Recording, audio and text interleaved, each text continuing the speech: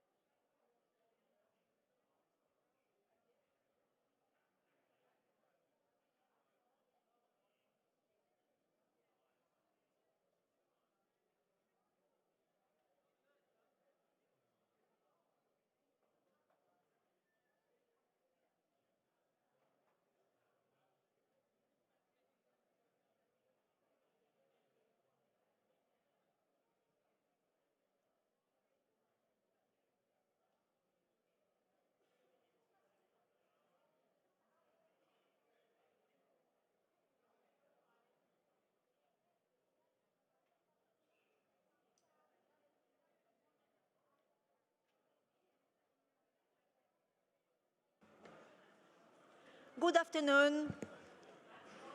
We have to begin because we have a lot of things to do, and we would like to start and finish General Assembly sitting.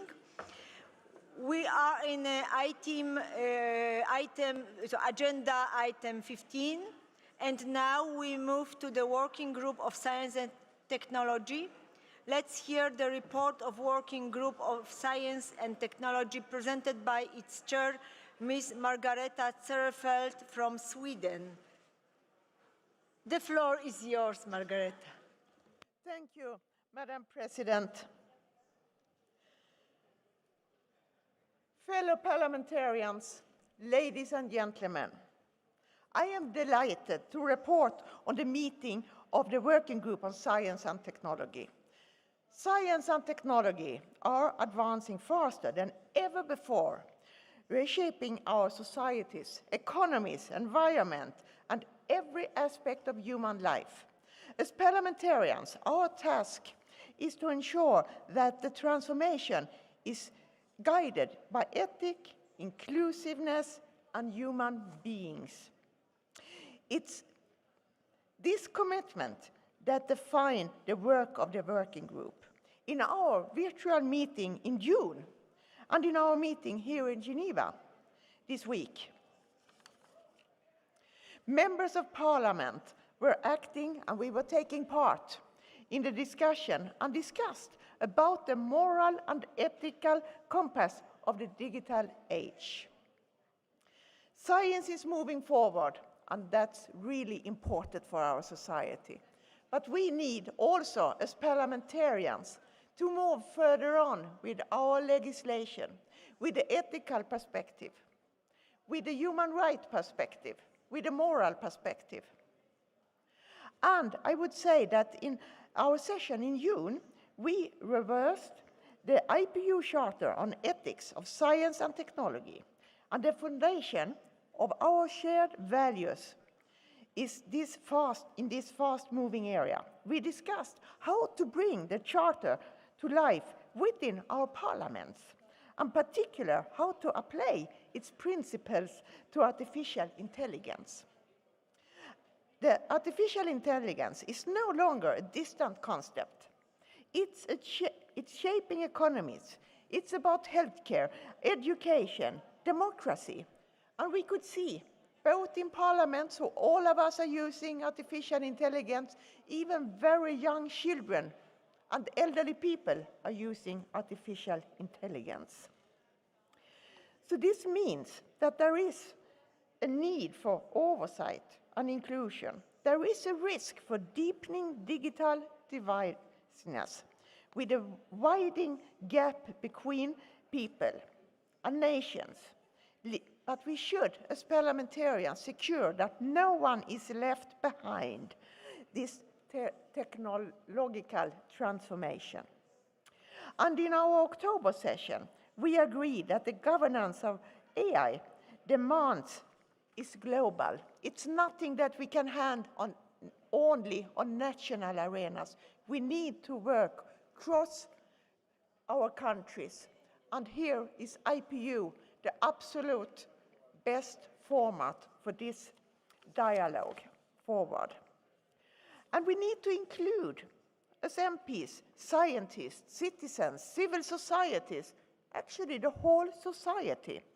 And we have therefore, as a working group, decided to develop an annex on AI to the IPU ethics to the Charter, turning broad ethical principles, practical guidance for parliamentarians. And I am pleased to inform that my dear colleague, Senator Nopadol Ina from Thailand, will serve as rapporteur for this important initiative.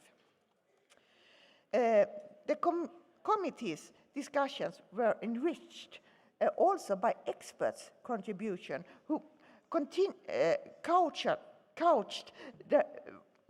that while innovation should be encouraged, artificial intelligence need also an oversight. We need to breed the ethical perspective and secure that there is no discrimination leading to mistrust against public or between people. We also looked at the important work carried out by the IPU Center for Innovation in Parliament that pointed out how artificial intelligence was used responsibly and contribute to make parliamentarians more transparent, efficient, and strengthen engagement with our constituencies. But let me also say that the broader interaction of science, policy, democracy is important. And we all agreed on this in the working group. We need to share good practice, examples, and also have a discussion on how to oversight and see how our decisions are taken into practice and adopted by the national parliaments. I would also like to say that the evidence-based policymaking and scientific literacy is of high importance. But let me mention another important topic that we as well discussed and have on the agenda. It's water. Water is essential for all life on Earth. It's the heart of our life. It's for food, it's for economies, it's for energy, it's for the daily life of all of us who are here on this planet. But we know also that worldwide there is a lack of water. We could see it everywhere. We can see it in all continents. And this makes it as a topic where we as parliamentarians need to use science. We need to cooperate as MPs, cross-border as well. And that's what we are doing in the working group. And we had a visit by the UN Water Convention. And let me remind you all that they informed us that more than 60% of the world's fresh water crosses national borders. And this remains all of us as parliamentarians that we need to work cross borders to find a solution.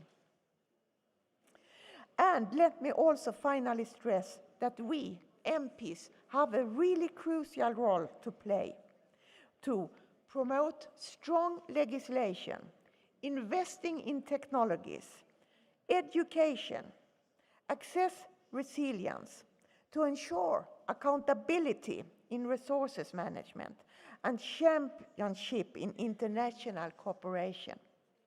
And for this, once again, I think all of us should use our IPU meetings for this reason. And let me mention that science and technology, it can unite us, it can also divide us.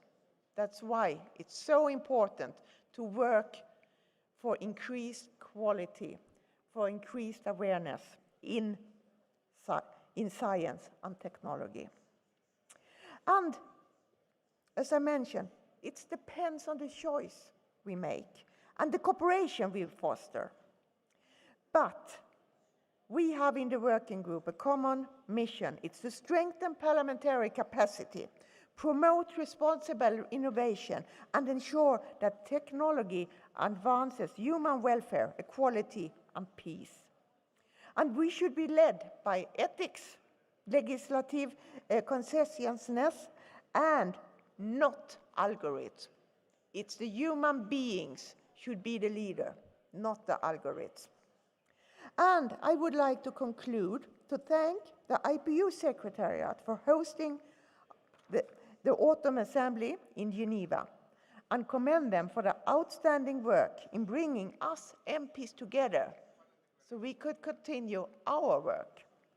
But I would last and most also like to thank Ambassador Mokhtar Omar and advisor Tasneem Jabberi for their support of the working group. Thank you very much. Thank you, Madam President. Thank you very much, Madam Chair, for this report. Dear colleagues, any questions? I can see, may I take it that you wish to approve this report? It is so decided. Thank you. Dear colleagues, the Governing Council will elect 6 members. The geopolitical groups have nominated the following members for a 4-year term ending in October 2029. Asia Pacific Group, Ms. Sashi Kiran from Fiji. Arab Group, Ms. Mahsen Al-Jagoub from Jordan. Group of Latin America and the Caribbean, Ms. Blanca Rodriguez from Uruguay. 12+ Group, Mr. Burak Akburak from Turkey. Eurasia Group, 2 vacancies remain for this group. May I take it that you wish to elect these candidates? It is so decided. Thank you and congratulations, dear colleagues. The next group is High-Level Advisory Group of Countering Terrorism and Violent Extremism. I'm now giving the floor to the chair of the High-Level Advisory Group on Countering Terrorism and Violent Extremism, Ms. Marcela Guerra Castillo from Mexico, to present the report on their meeting. Ms. Guerra Castillo, please take the floor. Muchas gracias. Thank you, Madam President. Distinguished Secretary General, distinguished colleagues, Assembly, as President of the High-Level Advisory Group on Countering Terrorism and Violent Extremism, allow me to point to some of our most significant activities. The webinar that was held on the 21st of August 2025 to mark the International Day of Remembrance and tribute to the victims of terrorism. And the key issue addressed was education as a tool for prevention, reconciliation, and empowerment. It brought together representatives from around 20 national parliaments, as well as experts from international organizations, civil society, and victims of terrorism, who shared with us all their experiences and very moving perspectives.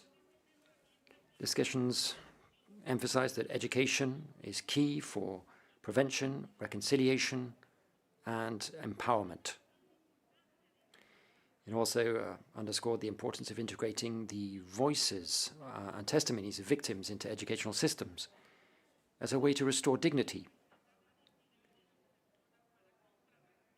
and indeed to counter extremist narratives and strengthen social cohesion. The webinar concluded by reiterating that investing in education and investing in the victims is the best way of protecting the shared future of all of us. Then the meeting, the 19th meeting that we held here at this assembly, underscored the commitment to strengthen the parliamentary role in combating terrorism and violent extremism, and underscoring the values of democracy and human rights, and indeed the rule of law. The debate focused on the impact of climate change and scarce resources in exacerbating the spread of violent extremism.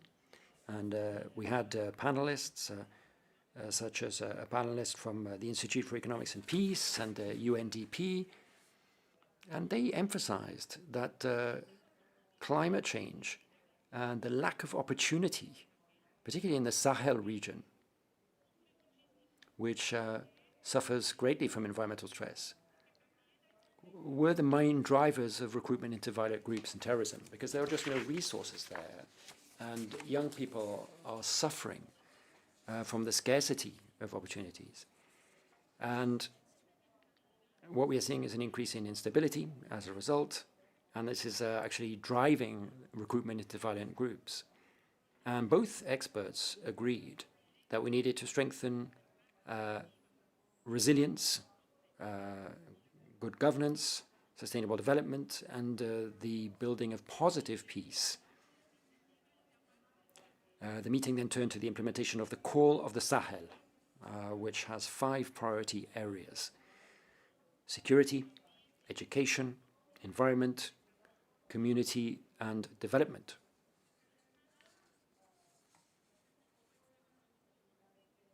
In a recent meeting with parliaments like Niger, Burkina Faso, Senegal, and Chad, we had a very interesting exchange of ideas and perspectives, and we agreed to conduct parliamentary visits to the country of the Sahel region in order to strengthen direct cooperation with parliaments there and better understand the realities of the region and share good practices. Those visits will take into account as well visits with community leaders, foundations, civil society, and the idea will be to share success stories, in particular regarding reintegration, rehabilitation in Nigeria, which could then also be replicated in other countries in the region. On the 20th of October, a panel took place on the issue of the intersection of migration, terrorism, and transnational organized crime. And there the debate underscored that challenge largely concerns the exploitation of displaced persons, particularly unaccompanied children, by criminal networks. And that's an urgent issue to address. Responses need to be based on the principles of prevention, protection, and partnership. And then finally, I want to underscore the importance of making sure that humanitarian assistance is at the very heart of security strategies. Of course, parliaments have a key role to play in protecting migrants and displaced persons on account of terrorism and violent extremism. Dear colleagues, in the HLAG, we reiterate our commitment to parliamentary cooperation, prevention, and peace building on the basis of dignity, inclusion, and solidarity as key principles. And I'd like to just also thank all of the members of the group. All of you have contributed to the discussion in such an important way. And I'd like to thank our experts and partners who provided us resources in many ways and who've made it possible for us to advance in this collective effort on the part of humanity. Thank you very much indeed for your attention. Thank you very much, Mr. Guerra Castillo, for this report. Dear colleagues, any questions to this report? May I take it that you wish to approve this report? So it's decided. Thank you. The Governing Council will elect 4 members the geopolitical groups have nominated, following members for a 4-year term ending in October 2029. African Group, Mr. Khalifa Kabre from Burkina Faso. Group of Latin America and Caribbean, Mr. Assis Kumar Gahadien from Suriname. Eurasia Group, 2 vacancies remain for this group. May I take it that you wish to elect these candidates? It is so decided. Thank you. Congratulations, dear colleagues. We move to the agenda item number 16, reports on recent IPU specialized meeting. Dear colleagues, a number of the meetings you have approved in previous sessions have now taken place. You can consult details on all of them on the IPU website. We will now hear reports on several of them during this item. Let us start with the second Parliamentary Conference of Interfaith Dialogue, which took place on 19 till 21st June in Rome, Italy. We have a video prepared on this event. Please display that video.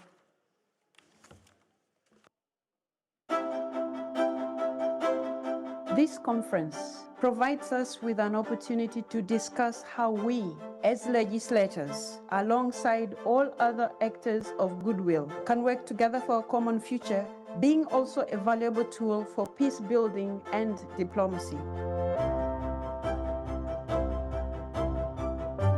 I'm so moved when I see all members of parliament, representatives of faiths and beliefs, this diverse group of stakeholders meeting in these hallowed precincts of the Parliament of Italy.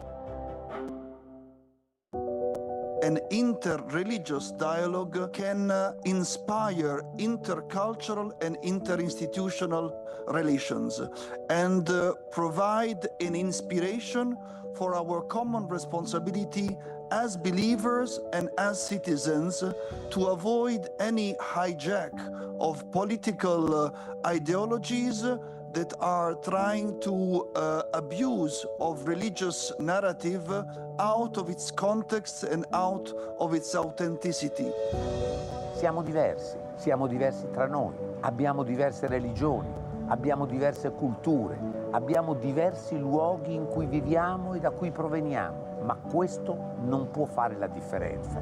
Dobbiamo superare queste diversità e lavorare assieme in uno sforzo comune per costruire ponti. I governi passano, ma nei parlamenti ci sono le espressioni di tutta la società civile, di tutte le forze politiche, e credo che questa conferenza interreligiosa sia un'occasione straordinaria. Even in community dialogues, we still find women's inclusion very, very limited. So we see that it cut across different facets of life, from social, political, or economic. We get invited to many things, but something of this caliber really caught my attention, and I thought it was important for me to be here. I'm in Rome to take this united flame as a flame of hope around the world and to bring together descendants of great legacies to come and speak about the necessity of peace, love, and understanding, and justice above all. Le Gabon, c'est une mosaïque d'ethnies, de croyances, et qui vivent en paix. Certains conflits semblent avoir des bases religieuses. Il est important de retourner aux fondamentaux de l'homme, de la religion, de la foi, d'apporter des réponses à ces conflits.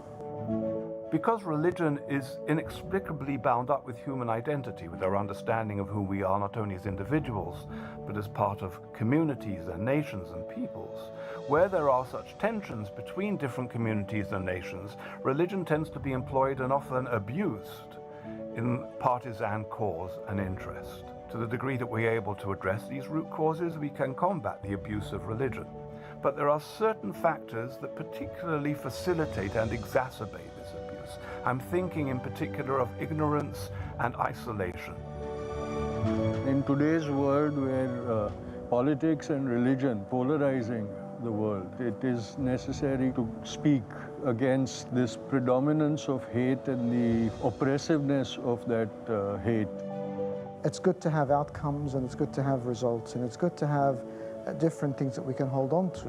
But the fact that we've gathered is incredibly important. People of all religions, beliefs, and faiths are excited to attend an audience with the Holy Father, Pope Leo XIV, as a way of reaffirming our united commitment to the common good.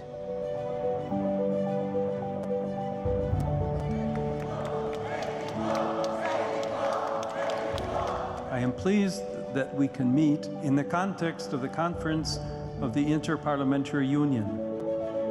Political life can achieve much by encouraging the conditions for there to be authentic religious freedom, and that a respectful and constructive encounter between different religious communities may develop.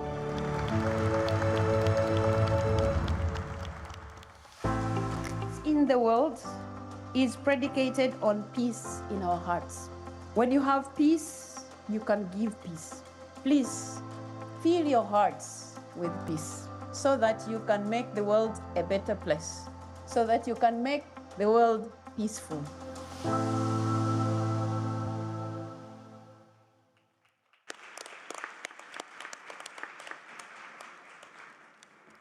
Thank you very much. Are there any questions related to this report? If not, do I take it that you wish to take note of the report? Thank you. The next activity is the IPU Parliamentary Forum at the UN High-Level Politician Forum in Sustainable Development that took place on 22nd July 2025 in New York, United States of America. A video was also prepared on this event. Please display that video.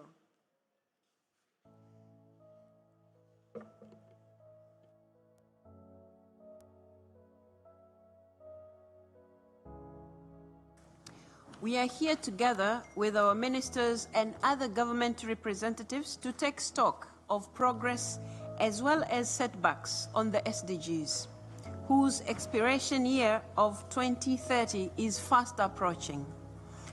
We are also here to strengthen our political resolve, to advance the goals and to hold our governments accountable. We are here to share our experiences and to learn from each other. In solidarity with women around the world, I wish to underscore that it's the duty of all parliaments and their members to stand for the values of gender equality and to tirelessly empower women and girls. L'importance de la femme, le rôle de la femme dans le développement de notre pays n'est pas à démontrer parce que la femme représente plus de 50% de la main-d'œuvre, 50% de la population de notre pays. The good practices that exist in your countries, good policies, actions that are being taken in various forms to improve upon women's rights, to improve upon access to health, we should not rest on our laurels. We need to build on the progress that has been made. We have to push back on pushback because that's what is required in this 10th year of the SDGs.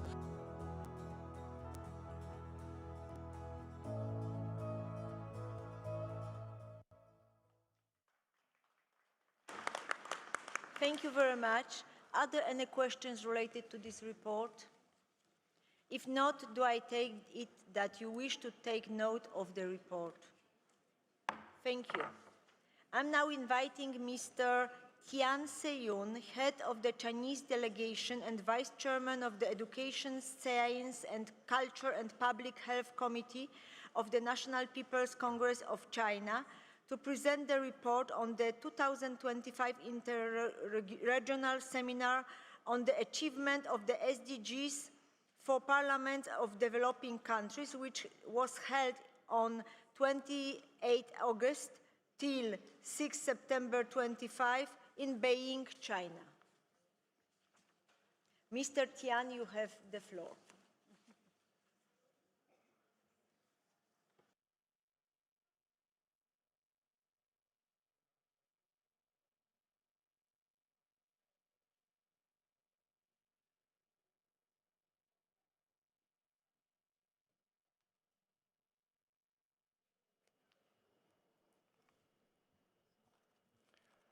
Madam President, Secretary General, fellow parliamentarians, ladies and gentlemen, from August 28th to September 6th this year, the National People's Congress, NPC of China, and the Inter-Parliamentary Union, IPU, jointly held the 7th seminar for parliamentarians from developing countries in China. Nearly 40 delegates from 9 countries, Gambia, Barbados, Azerbaijan, the Bahamas, Chad, Costa Rica, the Dominican Republic, Pakistan, and El Salvador, attended the seminar. IPU Secretary General Martin Chungong also came to China to attend the seminar. The seminar was themed Stronger Inter-Parliamentary Exchanges for Better Achievement of the SDGs, and featured in-depth discussion on 4 topics: commemorating the 80th anniversary of the United Nations, shaping inclusive and equitable AI governance, promoting gender equality consensus, and pursuing development paths suited to national conditions.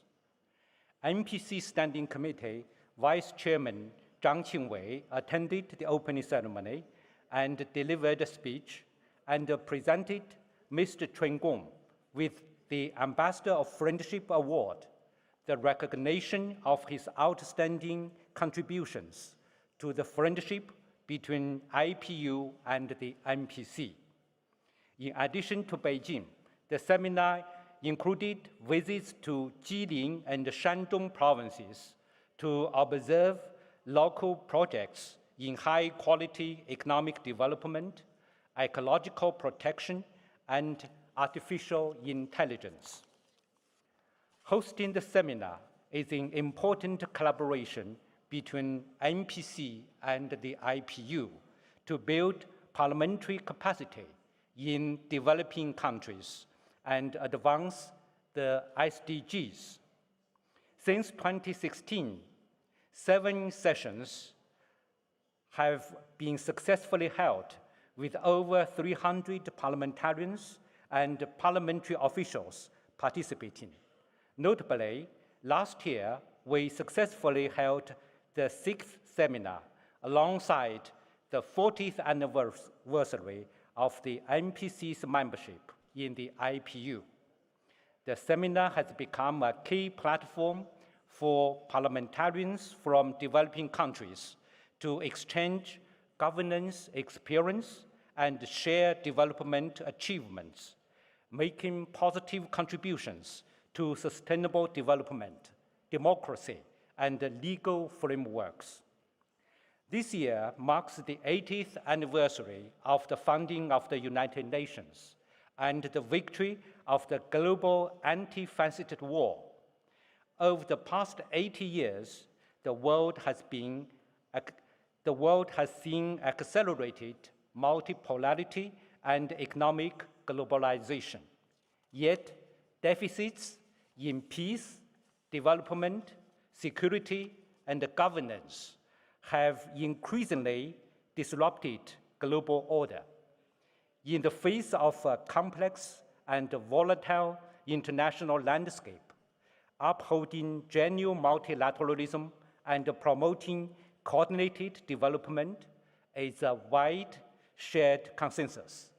The NPC of China hopes to use this seminar as an important opportunity to work with the IPU and the parliaments of developing countries to further energize legislative cooperation with the fundamental goal of benefiting the people and building broad consensus for joint development, fostering a foundation of mutual respect, equality, inclusion, and mutual learning for greater well-being of all peoples, and contributing more legislative strength to global cooperation on sustainable development.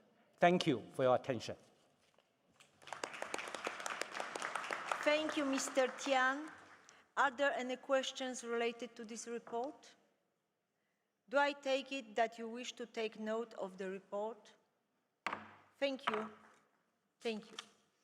Let us hear Mr. Wilson Soto from Peru, who will present the report of the 11th IPU Global Conference of Young Parliamentarians, Uniting Generations for Gender Equality, which took place from 11 to 13 September in Lima, Peru. Mr. Soto, you have the floor.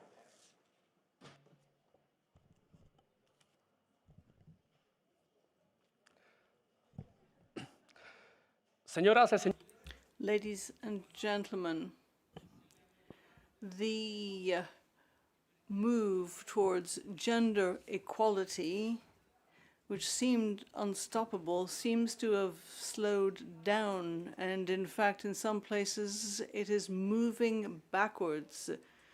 There are fewer women under 30 in parliaments than just 2 years ago. These are not just numbers I'm giving you, it's a warning. When half of humanity is not involved in decision-making, we all lose out. This is the challenge that had us gather in Lima for the 11th IPU Global Conference of Young Parliamentarians. We met between the 11th and 13th of September of this year. There were 120 parliamentarians from 43 countries, and we met with government leaders and representatives of international organizations and young activists. This in order to try to tackle these challenges. It was an honor and a privilege for us to hold such a conference, and it has been a dream of mine since I began attending IPU events. And we in Lima had the opportunity to think together about a world where gender equality was not just a distant aspiration, but a lived reality. This was historic because we managed to have gender parity in the Lima conference. Women made up 50% of the young parliamentarians there represented. This is more than just a symbol. It shows that change is possible if we commit to it. However, we also must bear in mind that there are reasons to worry because progress is being halted, slowed down, and we must make sure that we act against these trends. We have to ensure that we bear in mind that women's involvement increases inclusivity and economic growth. We must all be brave, audacious, and take specific concrete measures in order to ensure that we have gender parity. And that is why we need to have a day for young women parliamentarians in our Assembly. We also need to bear in mind the need for legislative reform in order to ensure that parity is enshrined in legislation. We need gender quotas, and we, young parliamentarians, would demand that measures be taken in order to make it easier for young people to stand in elections. We do need to ensure that campaigning and elections are open to more so other voices are held. We must bear in mind that there are only 24% of women only 24% of speakers of parliaments are women, and very few of them are young. We need more women and more young people leading our parliaments. And the Speaker of the Peru Assembly is a woman, and as is the president of my country. So those are examples. Then we have to bear in mind the need to avoid practices that alienate young people and women in particular from politics. We must have zero tolerance policies and politics when it comes to harassment or any kind of violence. And we need to ensure that there is more monitoring of technological company, and we need to and social media to ensure that that content is monitored. We need to ensure that we move towards equality, and no one should ever have to choose between a parliamentary office or a family. We need to ensure that there are flexible working conditions and inclusive practices. Those are ways of ensuring that our institutions can be exemplary. We would finally say that no one generation can deal with gender inequality alone. We need to work together, and we have benefited from the participation in our work of veteran parliamentarians and members of civil society who are working with us, and we would like to cooperate with them ever more closely. The young parliamentarians left Lima with a very clear message: enough with symbolic gestures. We need to actually do something. And I would invite you to look at the final declaration of the conference, and this will give you a very clear sense of how we can make gender equality a reality. Thank you. Thank you. Thank you very much, Mr. Soto.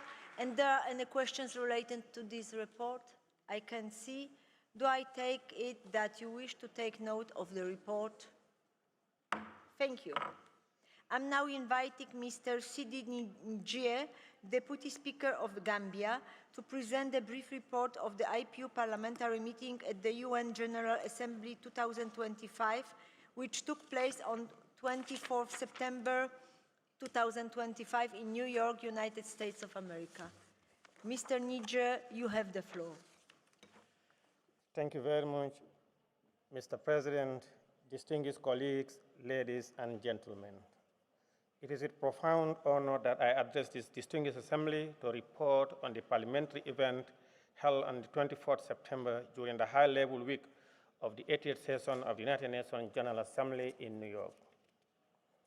The annual parliamentary dialogue has become a vital platform for legislators across the world to exchange perspectives on global priorities and to reaffirm our collective duty in advancing democratic governance and human rights through parliamentary action.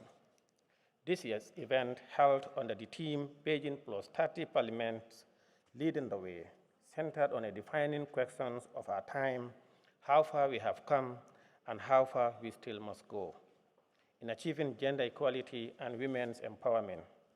The gathering brought together participants from 17 countries representing every region of the world, which of course include Burkina Faso, Chile, Ecuador, France, Gambia, Ghana, Greece, Madagascar, Mexico, Pakistan, the Russian Federation, Sierra Leone, Serbia, Sweden, Tonga, Trinidad and Tobago, United Arab Emirates. It was a powerful reminder that while our context may differ, our aspiration for equality is universal.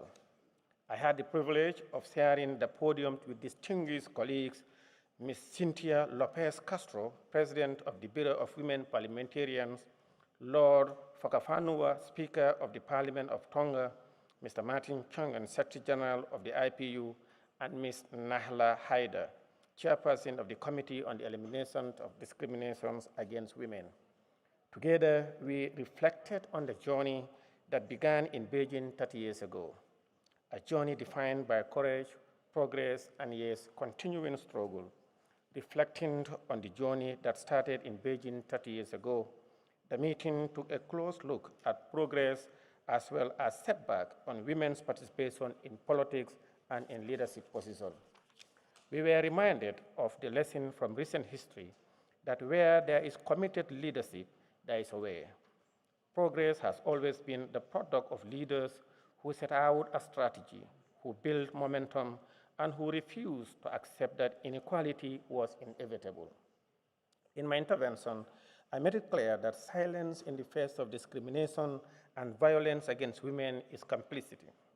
Women and girls should not have to ask for their rights. Those rights are intrinsic to their humanity.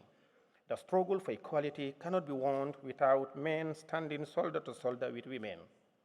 And as parliamentarians, we must ensure that history remembers us not as bystanders, but as champions who use the power of our voices and our votes to protect the most vulnerable. As we mark 30 years since the Beijing Declaration, our task is not merely to commemorate, but to renew our resolve. The commitment of Beijing must now be translated into tangible progress in our parliaments, our budgets, and our leadership cultures. Let us therefore reaffirm as representatives of the people that gender equality is not a privilege to be granted, it is a right to be guaranteed. And let us ensure that this right is protected, promoted, and practiced in every corner of our society. The time for rhetoric has passed. The time for action is now. Thank you. Thank you very much, Mr. Njie.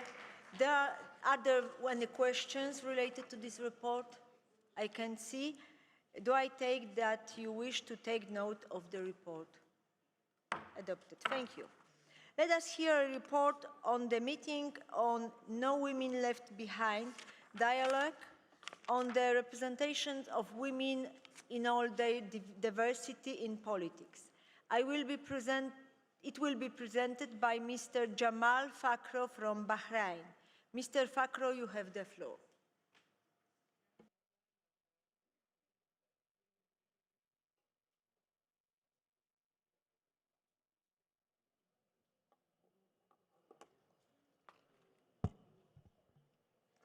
Distinguished members of the Governing Council, ladies and gentlemen, as you know, gender equality is the priority theme for the IPU in 2025. In this special year, I am really pleased to present to you a series of activities we have been leading under the WIPE Women Leadership Initiative, a new strategic project for the IPU.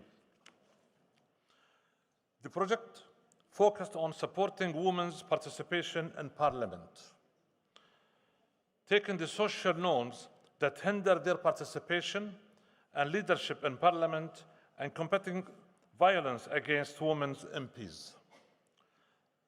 The project operates by building and enhancing intergenerational synergies and partnership among men and women MPs, and with women and young and youth movement and civil society organizations.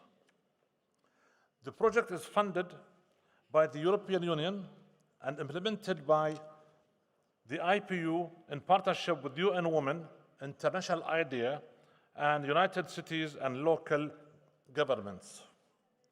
It is an initiative that started at the end of 2024 and will run until the end of 2026. As you can see, the project directly supports IPU strategic priorities, gender equality, and youth participation. It allows us to expand partnership and engage more deeply with civil societies. It also enhances our leadership in MPs and advancing women's participation and leadership in politics and parliaments, and addressing key barriers such as violence against women in politics and negative social norms. 7 intergenerational dialogue between young MPs, senior leaders, women and youth civil society, organizations, international partners, such as members of the Generation Equality Forum, as well as dialogue specifically among women MPs were held.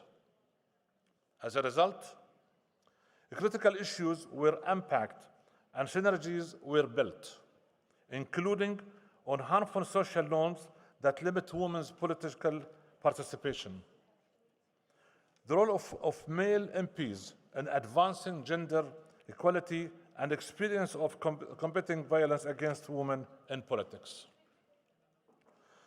I was personally involved in many of these conversations, and I can testify to their relevance and usefulness.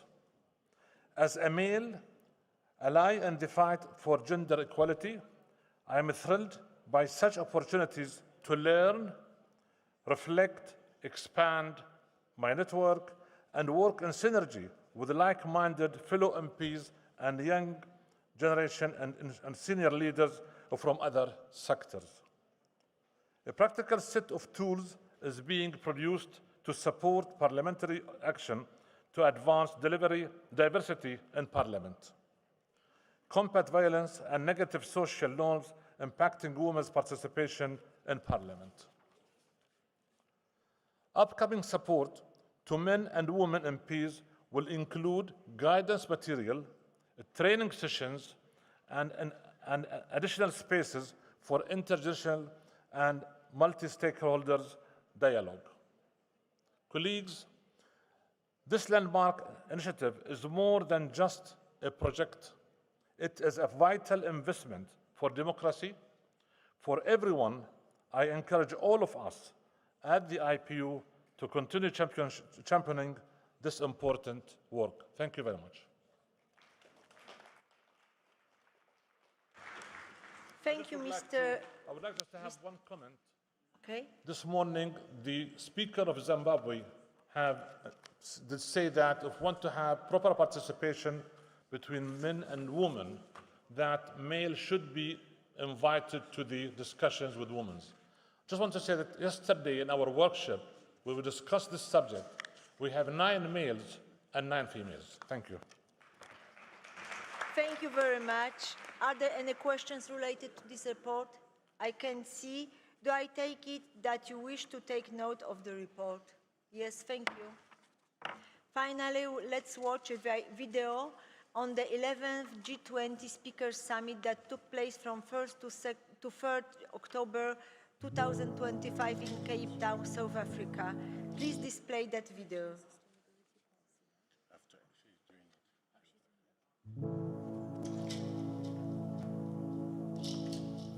For the first time in history, the 11th G20 Parliamentary Speakers Summit, the P20, came to African soil.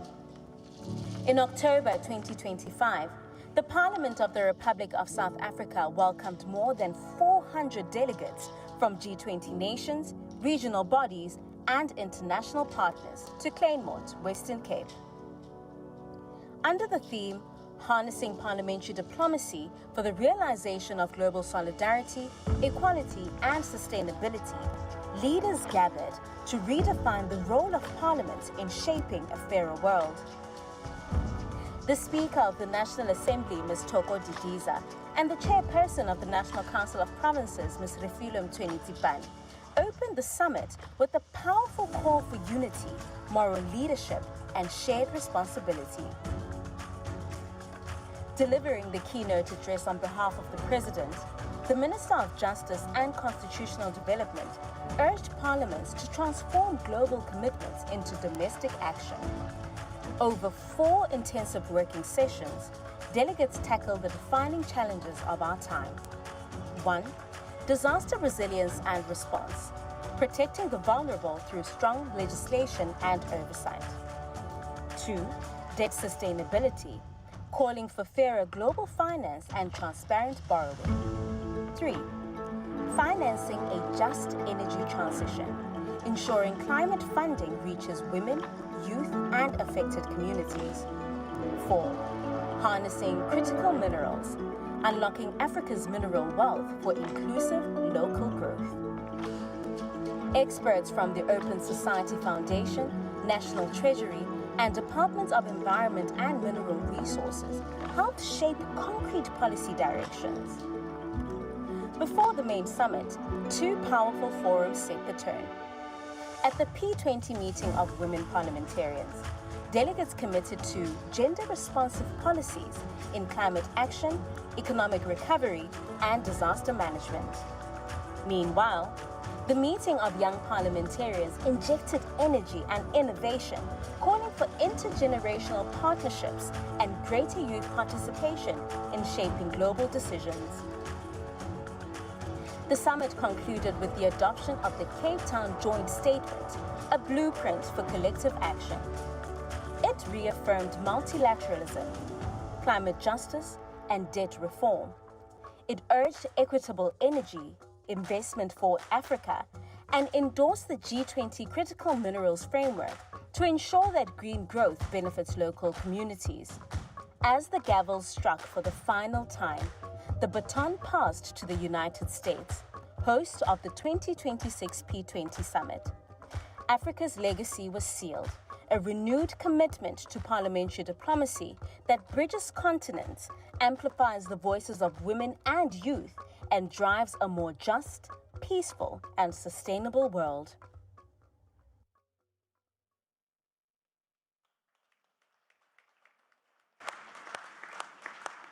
Are there any questions related to this report? If not, do I take that you wish to take note of the report? Thank you. We move to the agenda item number 17, any other business. And dear colleagues, I'd like to mention that during first session of the Governing Council, we haven't formally adopted the IPU sustainability policy, which was adopted by the Executive Committee, and it will be sent to you, and we will formally ask for the adoption in Istanbul during the next Governing Council. And we are nearly at the end of the agenda of the 2016 session of the Governing Council. Before I adjourn our meeting, I'd like to know if you have any other points you wish to raise. I can see. If not, I'd like to give the floor to the Secretary General for the last point. Thank you very much, Madam President. I have one last issue to raise here. You will remember that the IPU instituted the Kremer Passy Award some years back, and that award is supposed to recognize the contribution of a parliamentarian to critical works of the IPU. And this year, the process had been initiated to recommend a member of parliament that you would recognize in that capacity. It so happens that for reasons beyond the control of the prize award panel that is composed of the IPU president, former presidents of the IPU representing the various geopolitical groups, it has not been possible for that committee to entirely wrap up its work. And so you will have seen that that was not on the agenda of this particular session of the Assembly. I just wanted to let you know that that body will continue its work and will report to you in due course. Thank you, Madam President. Thank you, Secretary General. Now I'd like to thank you for your cooperation and contribution to the 2016 session of our Governing Council.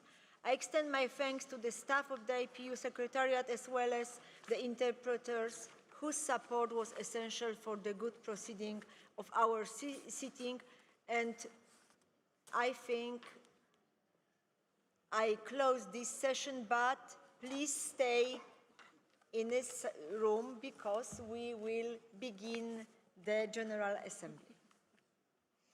So.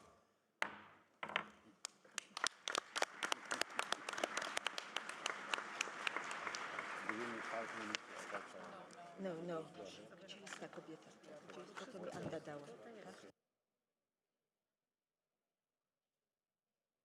So, good afternoon again.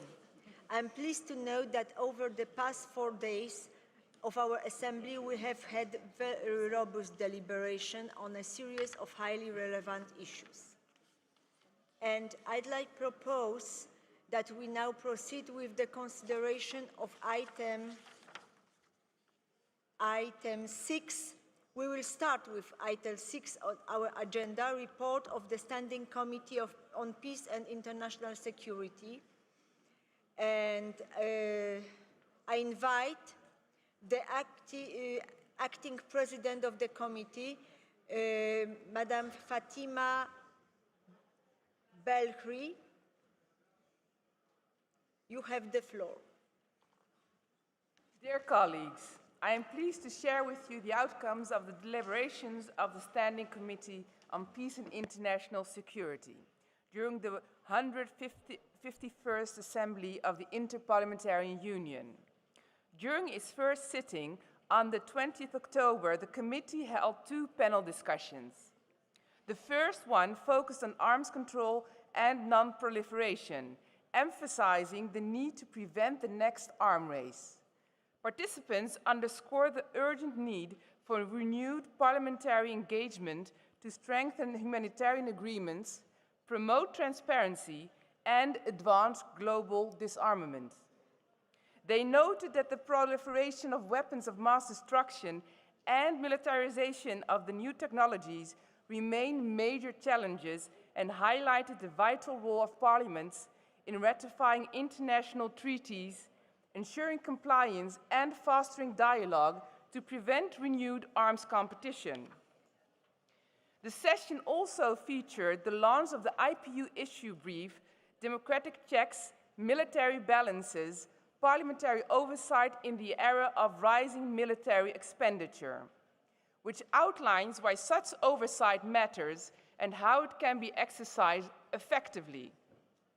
Participants agreed that although defense policy is considered the responsibility of the executive, it must remain subject to democratic scrutiny to ensure the efficient use of resources and maintain public trust. Later that day, the Bureau of the Committee met to review ongoing peace and security activities, assess active conflicts worldwide, and discuss potential themes and initiatives to pursue ahead of the 152nd Assembly. At its last sitting on the 21st October, the committee held an expert hearing on the role of parliaments in post-conflict management and peace building. Experts in mediation, human security, and parliamentary practice shared experiences from fragile and recovering states. The discussion stressed that achieving lasting peace requires more than ending hostilities. It demands rebuilding governance, restoring justice, and addressing the root causes of violence. These discussions will inform the three co-rapporteurs as they prepare the draft resolution to be considered at the 152nd Assembly. I am finally pleased to inform you that Ms. Sihem Najm from Mauritania and Ms. Sharmila Farouqi from Pakistan were elected to the Bureau, and that Mr. Hasni Mohammed, member of the Parliament of Malaysia, and I, Fatma Zahra Belwis, member of the Dutch Senate, have been respectively elected as President of the Committee and Vice President. Thank you very much for your attention. Thank you very much. Can I take that the Assembly takes note of this report? It is so decided. Now I propose that we come back to the item 3, of the agenda, namely the general debate on upholding humanitarian norms and supporting humanitarian action in times of crisis. We have had substantive and robust deliberations over the past 3 days, having heard 133 interventions from 114 national parliaments and 16 partner organizations. Speakers of parliaments, deputy speakers, MPs, including many young MPs, experts and officials have all shared their experiences, good practices, and wisdom. May I kindly invite Deputy Speaker Helen Maniereng of Botswana and Mr. Laurent Verly of Switzerland to introduce the draft declaration.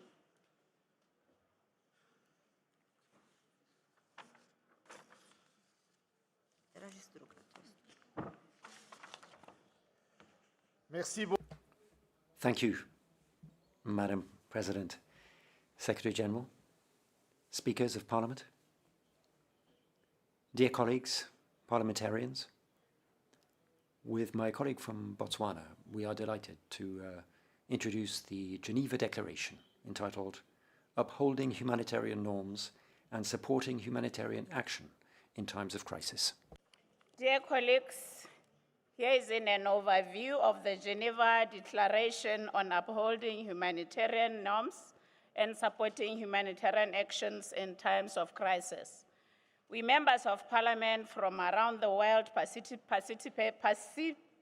participating in the 151st IPU Assembly reaffirm our commitment to uphold and promote respect for international humanitarian law and support humanitarian action. We are meeting at a time of unprecedented levels of armed violence. Let us not forget that civilians bear the brunt of hostilities, especially women and girls, as well as the most vulnerable, children, the elderly people with disabilities, displaced persons, and the wounded sick. Civilian infrastructure, hospitals, and medical and relief personnel have also come under attack. We recall that IHL was designed to ensure a balance between the principles of humanity and military necessity. Its norms and principles aim to alleviate suffering and protect human dignity during armed conflict by protecting individuals who are not or are no longer participating in hostilities, and by restricting the means and methods of warfare. The 1949 Geneva Conventions and their additional protocols are the core of international humanitarian law. They have been universally ratified and are largely incorporated into customary international law, binding on all our states and all parties to armed conflicts. Over time, other important IHL instruments, such as the Convention on the Prohibition of Anti-Personnel Mines and the Convention on Cluster Munitions, have also been adopted. These treaties aim to ban certain weapons because of the devastating humanitarian consequences resulting from their use, including consequences that persist long after armed conflicts have ended. These humanitarian instruments were created to minimize civilian suffering during armed conflict, and therefore intended to be applied and respected in times of armed conflict. They are tools for protection, which must not be applied selectively, interpreted permissively, or used as political tools. Upholding these norms means preserving the moral values that unite us. Humanitarian action is also facing increased challenges. We recall the importance of supporting principled humanitarian action, that is, humanitarian activities carried out in accordance with the fundamental principles of humanity, impartiality, neutrality, and independence. Furthermore, IHL imposes an obligation on all parties to a conflict to allow, facilitate, and protect the rapid and unimpeded passage of impartial humanitarian assistance. We recall the importance of providing adequate financial support for the activities of humanitarian organizations and express our support for the International Committee of the Red Cross and United Nations humanitarian agencies and other humanitarian organizations. We commend the vital work done by humanitarian professionals, often at great personal risk. Their protection and their independence must be ensured all the times. We welcome the Declaration for the Protection of Humanitarian Personnel launched at the 80th UN General Assembly and call on IPU member parliament to encourage their respective government to endorse it.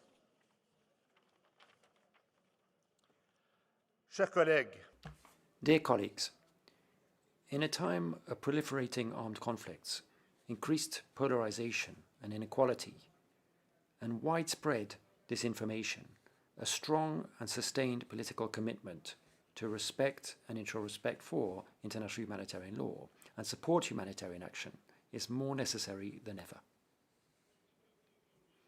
Here are some priorities for us as parliamentarians. We must strengthen the current IHL legal framework and its enforcement by continuing efforts to accede to or ratify IHL treaties, ensuring that international humanitarian law is incorporated into domestic legislation by, for instance, incorporating it into military training, ensuring that effective sanctions mechanisms are in place to punish violations of international humanitarian law at national, regional, and global levels, and finally strengthening our oversight functions to ensure that all government decisions related to the use of armed force, arms transfer, or peace operations are based on evidence and consistent with international humanitarian law obligations, and that the humanitarian impact of decisions taken is clearly considered. We need to prevent violation of IHL by supporting or establishing national IHL committees, by allocating predictable and multi-year financial resources for IHL national implementation, by integrating IHL expertise into our own parliaments, shaping public understanding of humanitarian norms and action by using our influence as opinion leaders and representatives of the people to speak out on IHL, counter misinformation and promote mutual respect and dialogue, by combating the dehumanization that often accompanies conflict and polarization and leads to the erosion of empathy and the normalization of suffering. We must support implementation of principled humanitarian action by adopting laws and administrative frameworks ensuring rapid and unimpeded humanitarian access, while safeguarding the neutrality, impartiality, and independence of humanitarian action. Advocating for humanitarian assistance and providing political and financial support to national and international humanitarian aid agencies.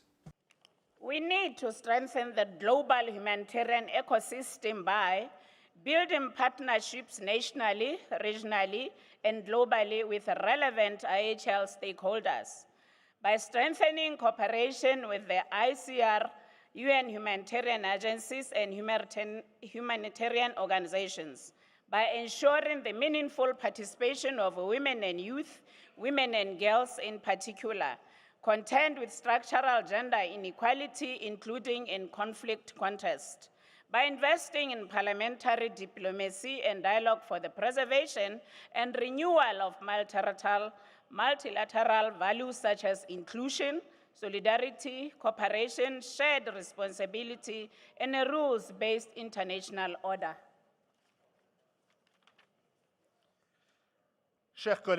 Dear colleagues, we welcome the global initiative to galvanize political commitment to international humanitarian law, launched by the ICRC together with South Africa, Brazil, China, France, Jordan, and Kazakhstan, as well as the UN Secretary General's global campaign to uphold the norms of humanitarian disarmament and strengthen mine action. We invite our parliaments to encourage our governments to formally endorse and actively participate in these activities. We also encourage the IPU to continue to integrate international humanitarian law into its activities and to strengthen its technical assistance to parliaments in that area. Honorable members, let us take this declaration back to our respective parliaments, disseminate the outcome of our collective work, and work to implement its principles through our legislative, budgetary oversight, and representative actions. Let us be advocates for humanity, compassion, and the rule of law. I thank you. Thank you. Merci. Thank you, sir.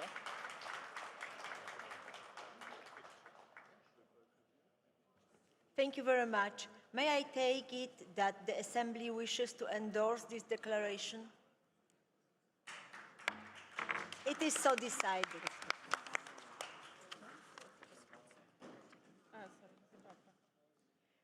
Zimbabwe, you have the floor.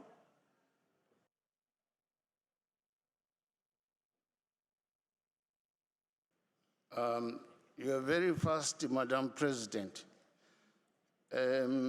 I know what I'm going to say may not change the text of this Geneva Declaration. However, Madam President, in the similar vein that we have acknowledged the ongoing global initiative to galvanize political commitment to international humanitarian law, perhaps it was going to be good as well to commend those countries that have or are carrying out peace initiatives to end conflicts. That's the first one. Secondly, to commend also countries that have been championing and continue to champion access to humanitarian aid to victims of conflict. And thirdly, to commend the media practitioners who continue to expose the violation of humanitarian norms. Some of these media practitioners have been killed during the call of duty. I think such efforts need to be recognized as part and parcel of such a declaration. I so submit. Thank you, Mr. Speaker. So it will be noted, of course, that your intervention. So now, let us now proceed to the item 5 on our agenda. We have before us now the resolution prepared by the Standing Committee of Democracy and Human Rights, recognizing and supporting the victims of illegal international adoption and taking measures to prevent this practice. Further to the work of the Standing Committee, the revised draft resolution has been circulated as Assembly Document A/151/5DR. May I invite the rapporteur of this draft resolution, Mr. Michel de Mect of Belgium, as well as the acting president of the Standing Committee, Senator Deborah O'Neill of Australia, up to the podium.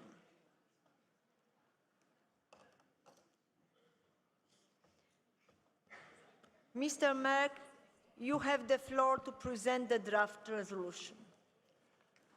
Madam President, distinguished members of the Secretary, ladies and gentlemen, this week the Human Rights Committee adopted the resolution aimed at recognizing and supporting the victims of illegal international adoptions and taking measures to prevent this practice.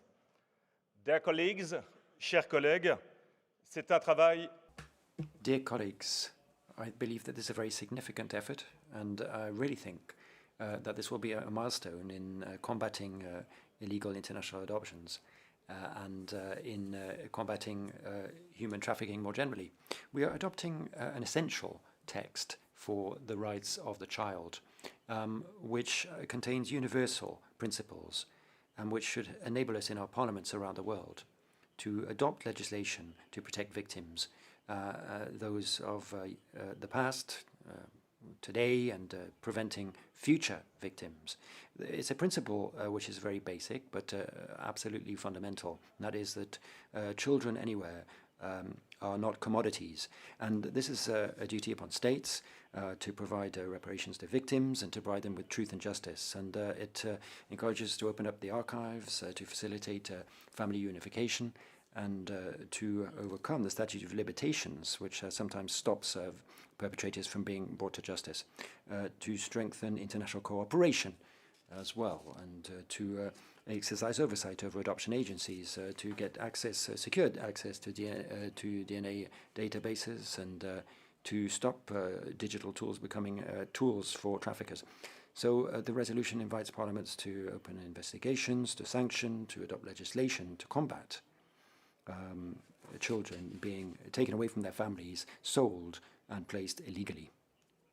Practically speaking, let's note that a number of amendments were submitted and a compromise text was found, and only one issue continued to be the issue of debate. To preambular paragraph 14 and operative paragraph 5 in a spirit of compromise and in consultation with the delegation concerned. There was a discussion in the committee and these questions were resolved by a vote. Having voted on those two paragraphs, the committee adopted the resolution as a whole. And following the adoption of the resolution, the Russian Federation expressed its opposition to the resolution, and Belarus issued a reservation with regard to the resolution. So let's get back to basics. Dear colleagues, this text continues the work of humanist struggles that have taken place over the years, including here within the IPU. And I believe that they should bring us together rather than divide us. And it gives a voice to those who for too long have been silenced. Ms. Colin Fanon, for instance, was the victim of an illegal adoption and who came to testify to the Assembly. And it was a very moving testimony on behalf of all victims. And I think it repairs some of the injustice that's been committed, and it protects people from future injustices. It protects children, it protects the future, and that future together we can ensure will grow. And I really hope there will be widespread support for this resolution. Shukran Muchas gracias. Obrigado. Je vous remercie. Thank you very much. Can I take it that the Assembly is ready to adopt this resolution?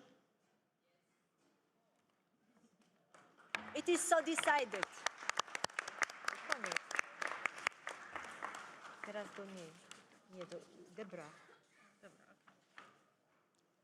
Now I give the floor to the acting president of the Standing Committee to present the program of work of the Standing Committee in 2026. Senator O'Neill, you have the floor. Thank you, dear colleagues. I want to take the opportunity to congratulate the rapporteur for the committee, but all the rapporteurs who represent our geopolitical groups and do such incredible work in between these assemblies. Congratulations to all of you and thank you. The Standing Committee decided to support the Bureau's recommendation for the theme of its next resolution with the following title: Inclusive Social Development for All, Parliamentary Strategies to Promote the Rights and Empowerment of People Living with Disabilities. The Standing Committee also supported the nomination of 3 rapporteurs for this resolution: Ms. Fatma Onku from Turkey, Mr. Christian Law from Switzerland, and Ms. Catherine Mama from Kenya. A debate on this subject will be held at the next Assembly in Istanbul in April 2026, where members would have an opportunity to share their views and contribute to the preparation of that resolution. The resolution itself would normally be adopted by the committee in October 2026. The Standing Committee also supported the Bureau's recommendation to hold a debate on recent developments about artificial intelligence at the Assembly in Istanbul in April 2026. That would not lead to a resolution, but it was the view of the committee that this matter is moving so quickly and is of such importance to all parliaments that there would be a value in us facilitating such a debate. We noted the resolution on AI adopted by the Standing Committee in October 24. We continue to see things move very fast and being taken up in very different ways across our parliaments. We believe it would be meaningful to hold that debate on AI to take stock of the latest developments. The Bureau also suggested to incorporate a focus on the impact of AI on important matters relating to social and economic development, including climate change, jobs, and other impacts on society. I ask the Assembly to respectively support the proposal for a resolution on people living with disabilities and to take note of the committee debate on artificial intelligence. I thank you, dear colleagues. Thank you very much, Senator O'Neill. And now we move to the item 6 of our agenda, report of the Standing Committee of Sustainable Development and United Nations Affairs. I'd like to pass on the Standing Committee on Sustainable Development and invite the President of the Committee, Ms. Mira Al-Suwaidi of United Arab Emirates, to present the report. Ms. Al-Suwaidi, you have the floor. Thank you. The Standing Committee on Sustainable Development held 3 debates during this Assembly. The first debate addressed building a fair and sustainable global economy, the role of parliaments in combating protectionism, reducing tariffs, and preventing corporate tax evasion. This topic aligns with the resolution to be presented at the committee's next Assembly session in April 2026. Discussions focused on the need for equitable revenue generation from multinational enterprises, the importance of free trade for sustainable development, and the adverse effects of protectionism. Delegates also discussed ongoing WTO reforms and the inclusion of emerging issues such as e-commerce and artificial intelligence. Development countries emphasized the importance of fair trade laws, strong oversight, and regional collaboration. The committee approved the co-rapporteur's proposal to replace the term evasion with avoidance in the resolution title, allowing a focus on legal tax loopholes that parliaments can address. The second debate examined the impact of climate change on vulnerable communities and countries. Experts, people with lived experiences, and delegates highlighted the growing frequency of extreme weather events, threats to environmental defenders, rising sea levels, and biodiversity loss. 24 delegates shared national experiences and called for inclusive climate policies, stronger international cooperation, and parliamentary engagement in tackling methane emissions and other key environmental issues.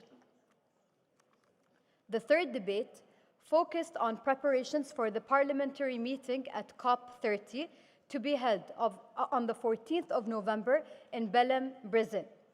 Rapporteur Mr. Umberto Costa presented the preliminary draft outcome document, which calls on parliaments to support legislation to reduce greenhouse gas emissions, enhance climate adaptation, and implement nationally determined contributions. Parliamentarians from 11 countries proposed additional recommendations, including strengthening climate finance, enhancing parliamentary oversight, and incorporating indigenous perspectives. The draft outcome document remains open for written amendments by all delegations until the 26th of October. At the close of the session, the committee held its bureau elections. Mr. Mohamed Anwar Bouchoua from Algeria was elected as a new member, and Mr. Artur Gerasimov from the Ukraine was re-elected for a second term. Ms. Mira Al-Suwaidi, me, from the United Arab Emirates, was elected as committee president, and Mr. Cesar Rendon from Mexico as committee vice president. The committee also approved its work plan for the 152nd Assembly, dedicating all sittings to the drafting of the forthcoming resolution. Thank you very much. Thank you very much, and I'd like to congratulate all the new elected and re-elected members. And can I take it that the Assembly endorses the committee's decision to change of the resolution title to Building a Fair and Sustainable Global Economy, the role of Parliament in combating protectionism, reducing tariffs, and preventing corporate tax avoidance, and takes note of this report? It is so decided. Now I'd like to pass on the Standing Committee of United Nations Affairs. May I invite the President of the Standing Committee, Ms. Lucia Crechel of Argentina, to present the report. Ms. Crechel, you have the floor. Thank you, Ms. President.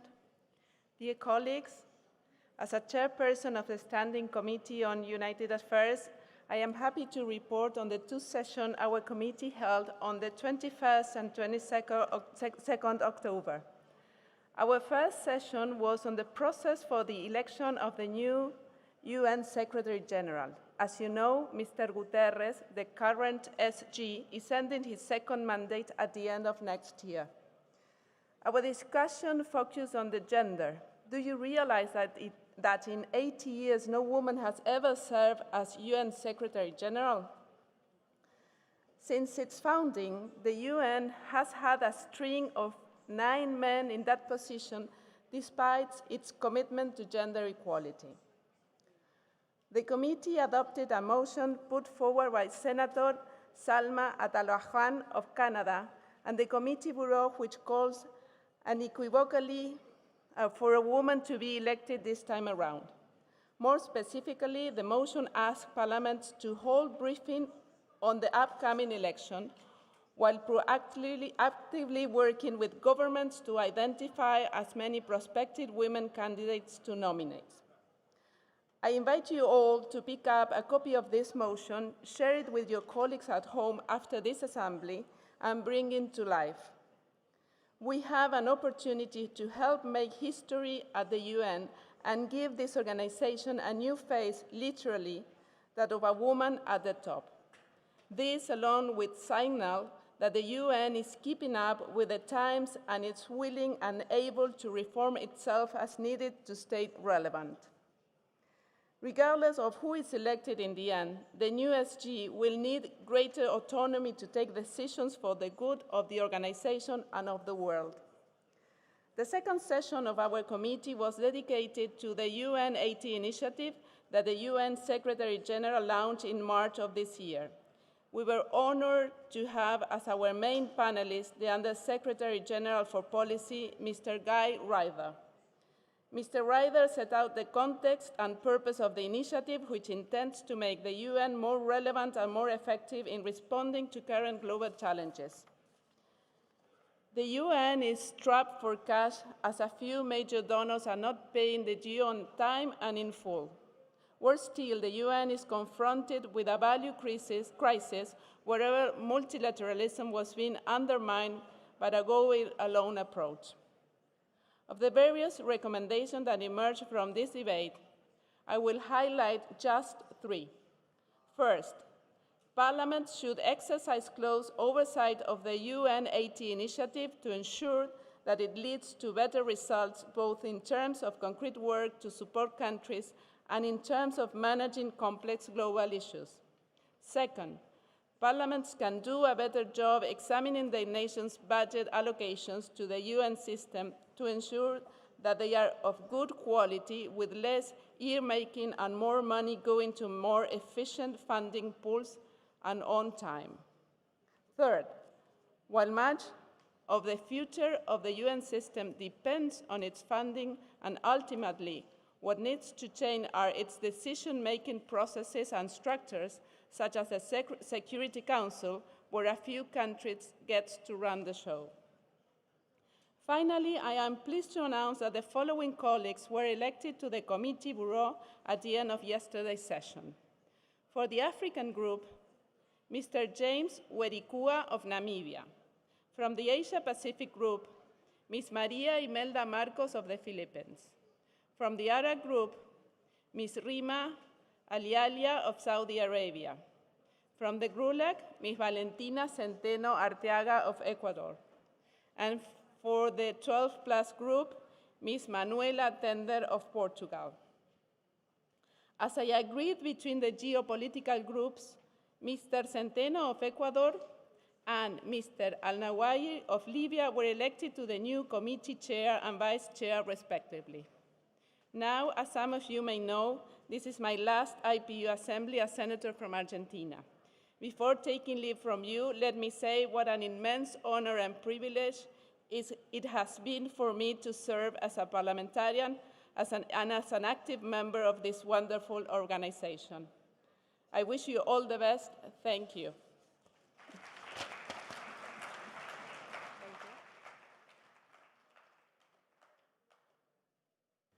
Thank you.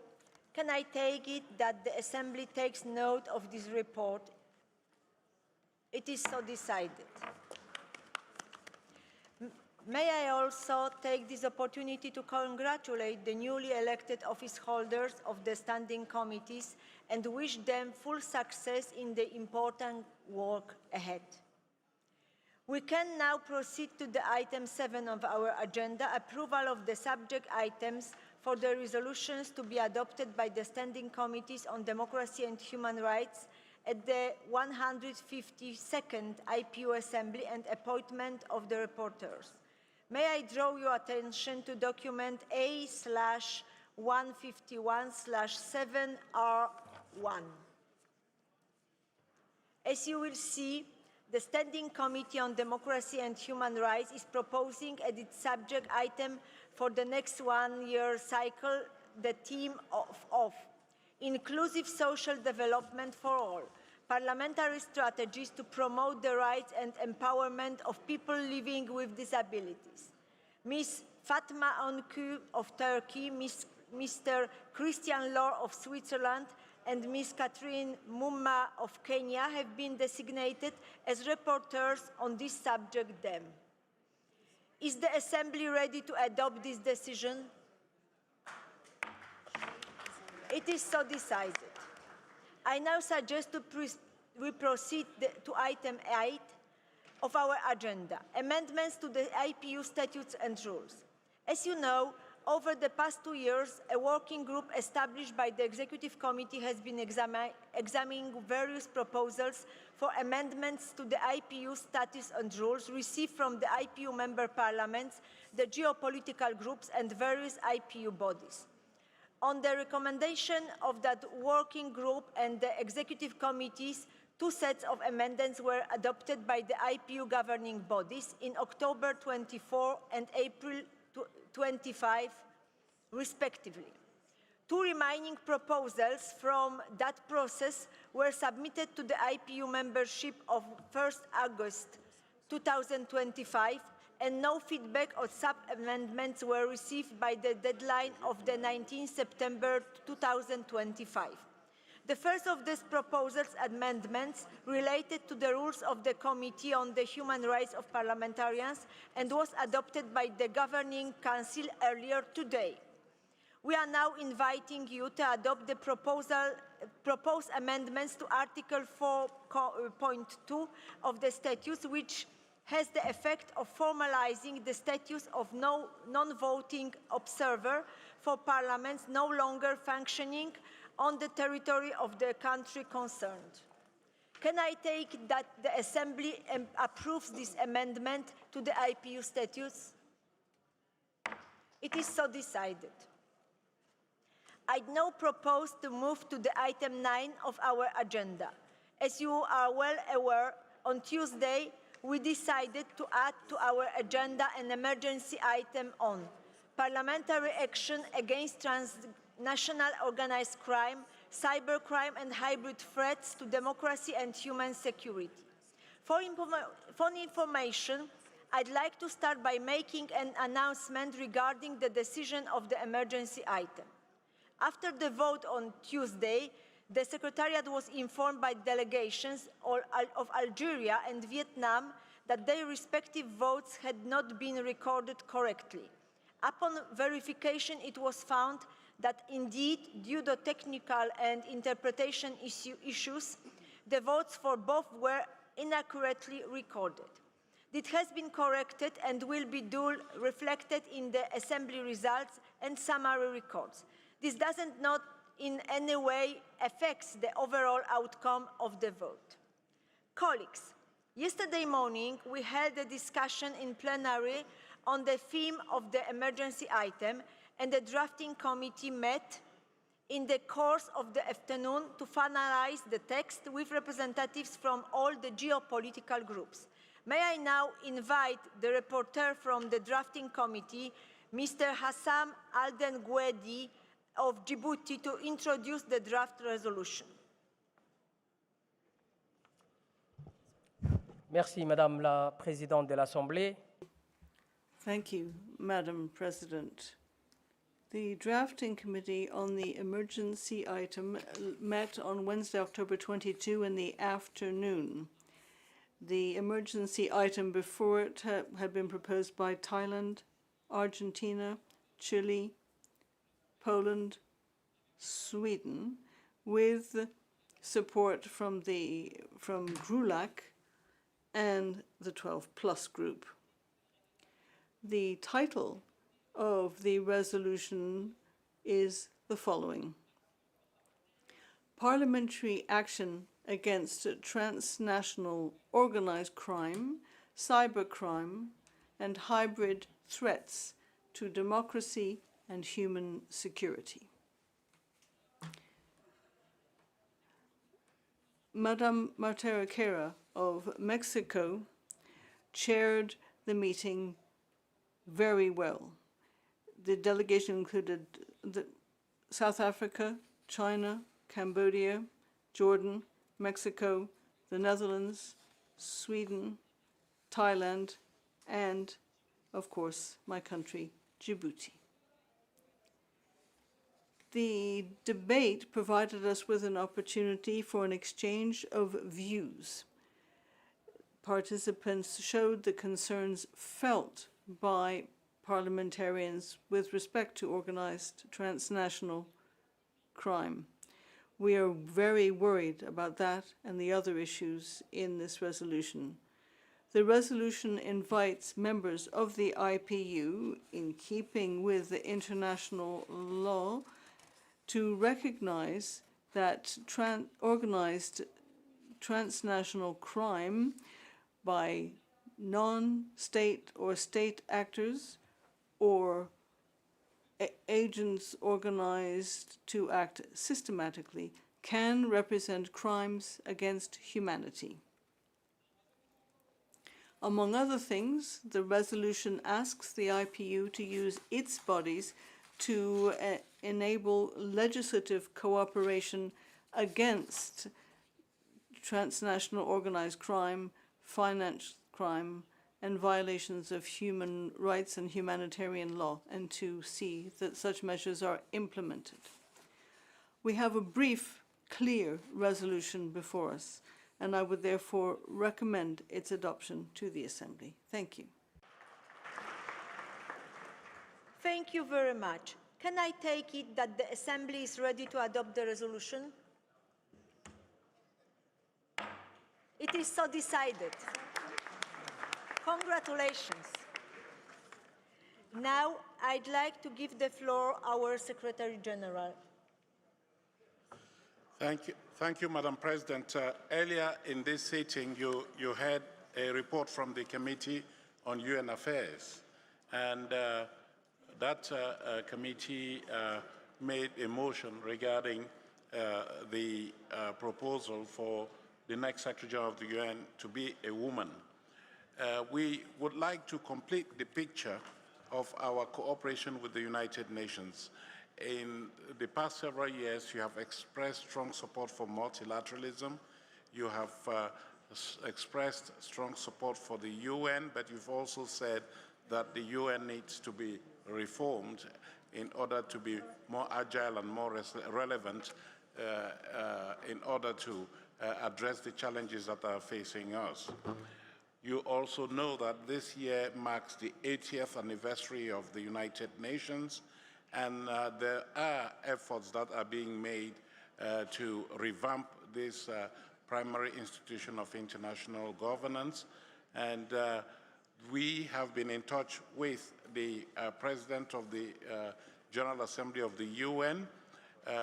In recent days, I believe many of you have received a letter from the Secretary General forwarding to you a message from the President of the UN General Assembly asking you as speakers of Parliament to, in your Parliament, mark or commemorate the 80th anniversary of the United Nations in a special way that would galvanize support for this institution. And we have also, in recent days, received a video message along those lines, which we would now like to ask you to kindly view. It is a message from the President of the General Assembly of the United Nations. So, Madam President, with your permission, we can now show that video for the attention of the members of this Assembly. Please put the video on. Dr. Julia Exxon, Mr. Martin Chongong, distinguished speakers and members of Parliament. It's my pleasure to address the 151st IPU Assembly ahead of UN Day. Even though you have met in this assembly for over 150 years, you probably feel the same way as I did when I opened the 80th session of the General Assembly last month. This is no ordinary year. The international order is facing fierce headwinds. And the theme of your general debate, upholding humanitarian norms in times of crisis, could not be more timely.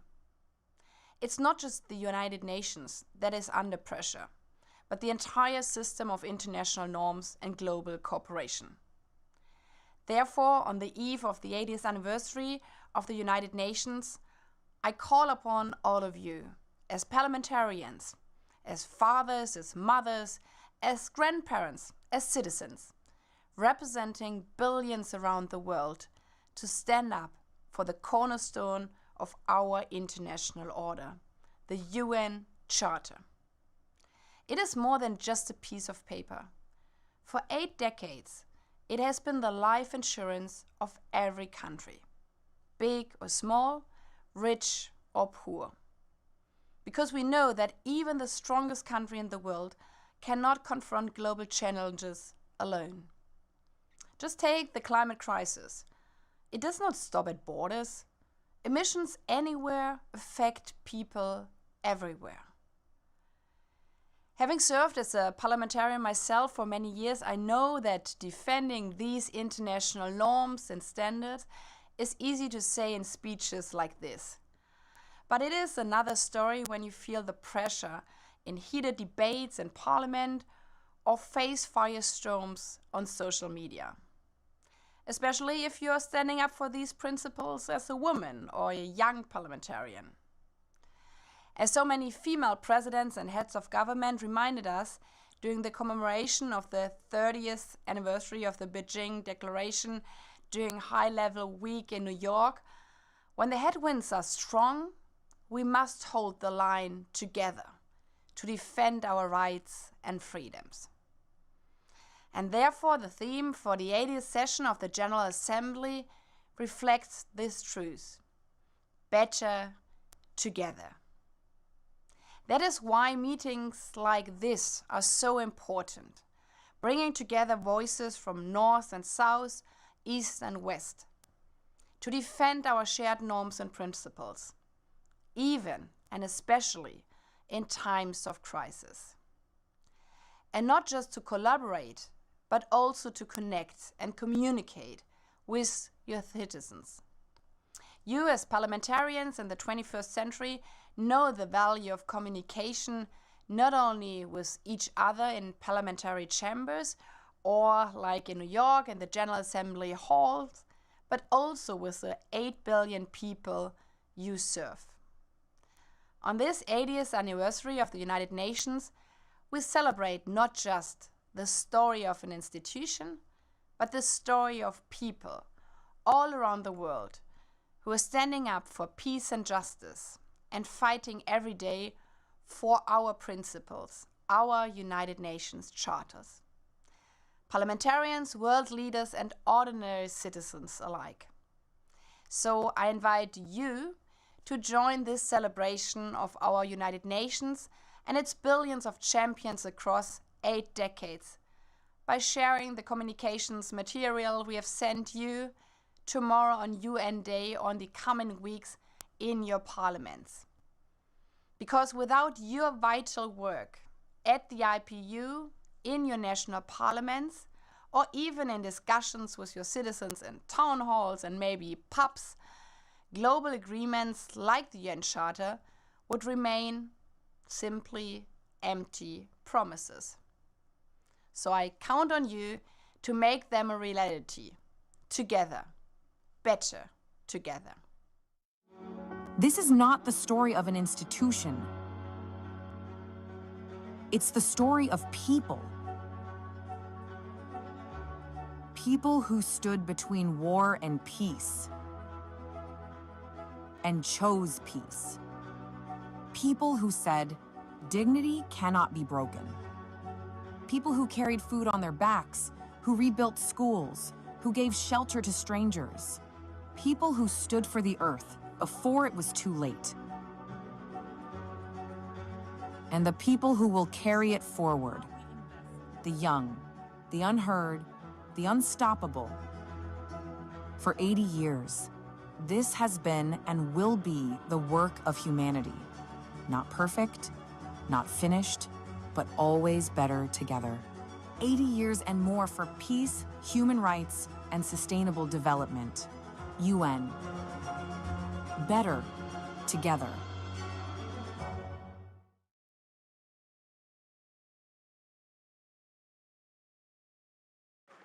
Thank you very much. Dear colleagues, we're shortly approaching the end of our General Assembly, and now I'd like to ask the presidents of the geopolitical groups for closing remarks. And I'd like to give the floor the president of the African group, Madame Angela Thokozile Didiza. You have the floor.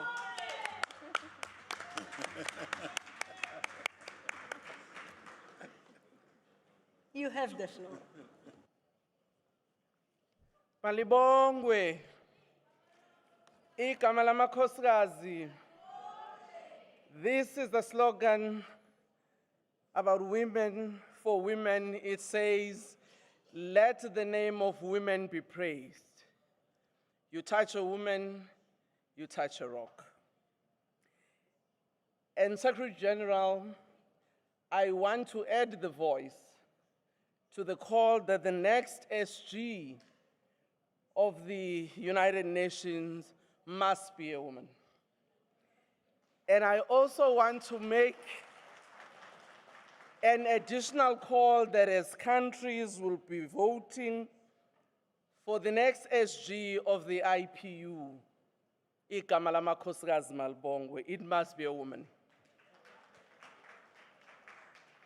And we trust that those women who have applied will excel and indeed not only be elected because they are women, but because they are the best.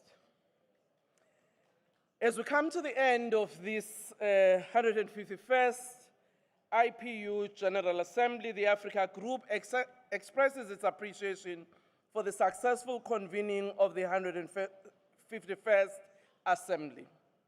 We commend the IPU Secretariat and the Executive for facilitating a platform that continues to uphold the values of multilateralism, dialogue, and parliamentary diplomacy. As representatives of our respective nations and peoples, we are guided by the imperative to remain relevant and credible. The agenda items discussed during this assembly, ranging from humanitarian law to illegal inter-country adoption and climate change, resonate deeply with the challenges and aspirations of our constituencies. We believe that to a large extent, the Assembly achieved its objectives of addressing pressing global issues through inclusive and constructive agenda. The theme of the Assembly was particularly timely and significant. In an era where international humanitarian law is increasingly undermined by persistent and emerging conflict, reaffirming its centrality is not only necessary but urgent. This body of law remains the bedrock of our shared humanity, and the IPU's commitment to its protection and promotion is commendable. We have noted the reports of the Executive Committee on how they've dealt with some of the important matters, particularly in assisting some of our parliaments who might be struggling, who have actually come out of challenges and are finding themselves once again to a democratic path. We want to thank the work that you have done. But we also note the continuous monitoring you are having among our member states to see to what extent, as member parliaments, we remain true to the ideals of the IPU. We also note the work that has been done by other standing committees, which looks at particular issues that this body has found important in supporting, particularly towards democratization and humanitarian law being respected. We're especially encouraged by the continued efforts of the IPU to advance gender equality and youth empowerment. Over the past years, the IPU has demonstrated leadership in promoting inclusive representation and participation.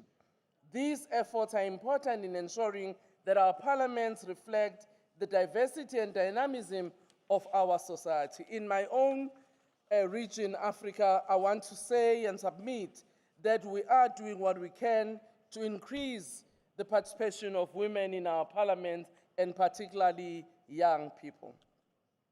The role of IPU in a fragmented world, in today's polarized and turbulent global landscape, institutions like the IPU play a crucial role in fostering cooperation and dialogue. Many of the challenges we face, such as climate change, migration, conflict, and economic instability, are global in nature and cannot be effectively addressed at national level alone. The IPU provides a unique and necessary space for parliamentarians to collaborate across borders and ideologies. As the Africa Group, we wish to express our concern regarding the interpretation and application of Rule 11, which governs the submission and consideration of emergency items. The process surrounding this rule must be transparent, consistent, and inclusive, and we urge the IPU executive, including the steering committee, to re-examine the rules, interpretation, and application to ensure fairness and clarity in future assemblies. The Africa Group remains committed to the values and missions of the IPU. We look forward to continued engagement and collaboration in strengthening parliamentary diplomacy and addressing the global challenges that affect us. We thank the IPU for its leadership and reaffirm our support for this work. At a personal level, having been the chair of the Africa, I say to you, Madam President, that our next Africa Regional Group chairperson will now be the Speaker of Ghana, another seasoned parliamentarian, whom we hope will continue the good work of our geopolitical group. I thank you. Thank you, Madam Speaker. And now I give the floor to the representative of Arab Group, Mr. Jamal Fakhro.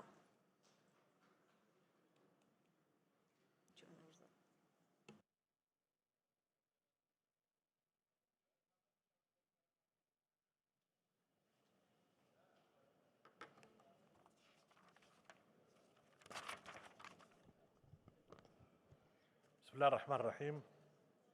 معالي نائبة الرئيسة. In the name of God, the compassionate, the merciful, Madam President, Secretary General, Your Excellencies, Speakers of Parliaments, Heads of Delegation, ladies and gentlemen, may the peace of God be with you. I am honored to address you today on behalf of Mr. Ibrahim Bukhari, President of the Arab Parliamentary Association, delivering this statement at the closing of the 151st IPU Assembly. And on his behalf, I'd like to thank the IPU governing bodies and the Secretary General for all of the efforts that have been made to ensure a very successful assembly. Ladies and gentlemen, this assembly has been an extremely important opportunity for us to discuss important issues connected to strengthening democracy the world over and facilitating the path towards a fairer world. We do face a number of challenges, and I must refer to the situation in the Gaza Strip over the past few years, a humanitarian crisis of unprecedented proportions with so many innocent victims, women, children, and the elderly included. We all know that the ceasefire that has now been concluded doesn't mean the end of the suffering and the unfolding tragedy. The tragedies and the suffering will continue as the Palestinian people continues to suffer in silence. We know that the ceasefire is just the first step in a process towards a real, fair peace, and that will only be achieved with a political and peaceful resolution to the Palestinian issue, giving the Palestinian people the enjoyment of their right to self-determination and the right to establish a Palestinian state with Jerusalem, Al-Quds Sharif, as capital. So, Madam President, we want to warn the Assembly of the ongoing famine that continues to affect Gaza. The ceasefire has come into force, and yet the amount of humanitarian aid reaching Gaza is far from what should be reaching the people of Gaza. And it's just not enough to meet the needs of the people there following this terrible, unprecedented attack that has been waged now for the past 2 years on civilians. So the Arab Parliament, once again, calls on parliamentarians all over the world and on the international community to try to pressure Israel to allow the entry of humanitarian aid into Gaza without any restriction or further delay. Ensuring or making the entry of humanitarian aid a political tool, a weapon of war, is absolutely unacceptable and contributes to genocide. Ladies and gentlemen, what is vital today is that we try to support Gaza in the reconstruction process and in recovery so that we can help the Palestinian people overcome some of the traumas and some of the outstanding challenges. National parliaments all over the world, I would encourage you to help in that process and try to contribute towards a more lasting peace. We can see the first steps of that, not only in the Middle East, but all over the world. The Arab parliaments want to extend a hand to any parliaments that want to try to build a lasting peace and want to support efforts to achieve sustainable development the world over. Ladies and gentlemen, recent events have shown us that our parliamentary assemblies are not just places to make grandiose speeches and share our views. We have a moral imperative as parliaments and as parliamentarians around the world to build a fairer, more humane world. So to conclude, Madam President, on behalf of the President of the Arab Geographical Group, to thank all of the participants, to thank everybody who has helped in a very constructive way to make this a successful assembly. And I hope it can be one more step on our long and winding path towards a fairer world with sustainable development. Thank you. To the President of the Asia Pacific Group, Mr. Seyun Tian. The floor is yours.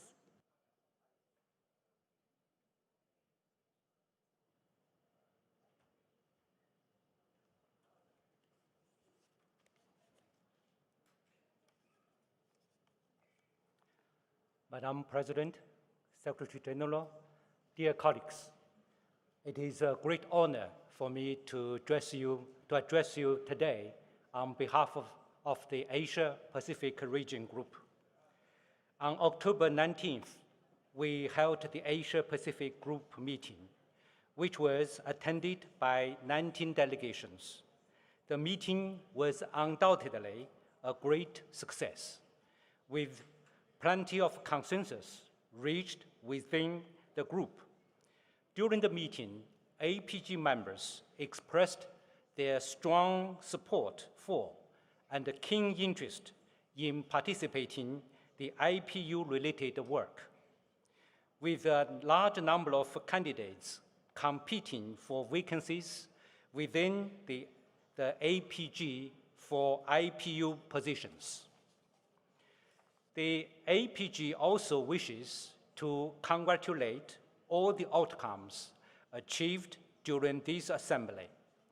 Legislative bodies of all countries unanimously agreed to uphold the spirit of international humanitarianism, step up support for countries and peoples affected by crisis, and work in concert to address global humanitarian challenges. The 6th World Speakers Conference that has just concluded has adopted the high-level declaration which places peace, justice, and prosperity for all by practicing multilateralism at the heart of its theme. The theme and outcome documents reflected the common aspirations of all countries in the world and responded to the shared concern of the international community. We should turn consensus into action to advance the implementation of the declaration. As people's representatives, we from the APG are ready to build on this achievement and further enhance exchanges and cooperation with all parties, bridge differences through dialogue, promote peace through cooperation, and consolidate stability through development. I thank you for your attention. Thank you very much, Mr. Tian. And now I give the floor to newly elected president of the GRULAC Group, Mr. Rojo Edwards. The floor is yours.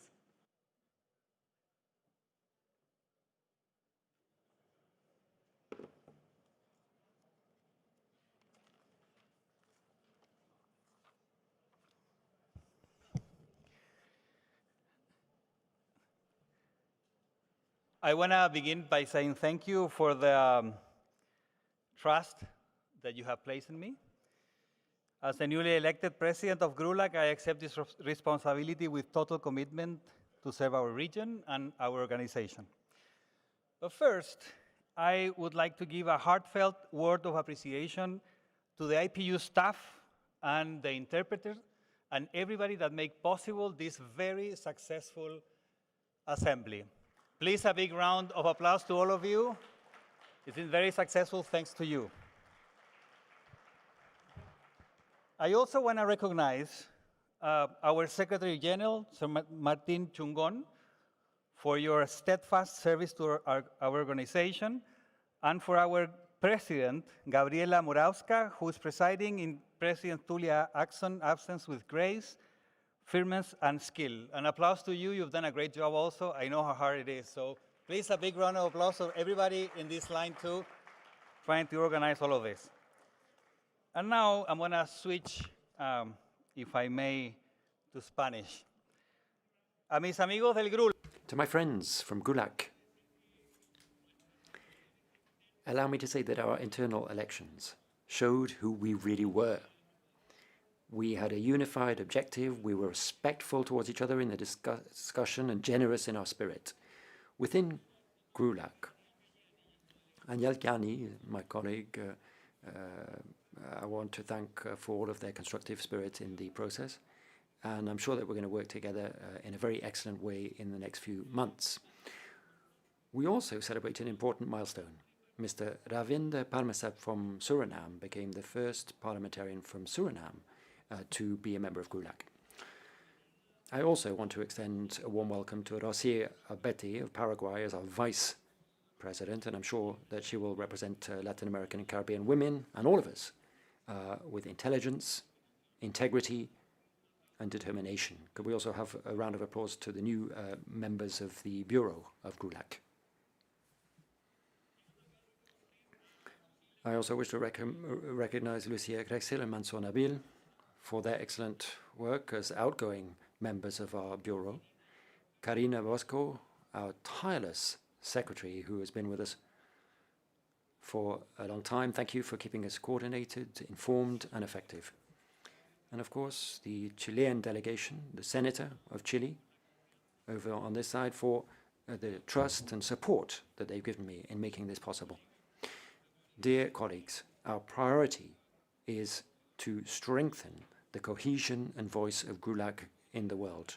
We will strengthen alliances with all regions, we will build bridges with new partners, and ensure that our proposals are practical, solution-oriented, and measurable. We'll speak with clarity to support multilateralism and achieve results, defending the most vulnerable, promoting justice, and promoting the development and security of our nations. We'll also support initiatives to help the IPU to rise to current challenges: economic uncertainty, threats to democracy, organized crime, environmental threats, and the profound transformations that we're seeing as a result of technological change. and friends from other geopolitical groups. Allow me to extend to you my sincere expressions of respect. We will continue to be a trustworthy partner. We will listen with confidence, and we will discuss in good faith and try to work together to build consensus and achieve tangible results. We will continue to move forward with the spirit that we've always shown: a unified objective, respectful discussion, and impact in our efforts. And let's see each other again in Istanbul. I look forward to it. Thank you. Thank you very much. And now I give the floor to the president of the 12+ group, Mr. Laurent Verly.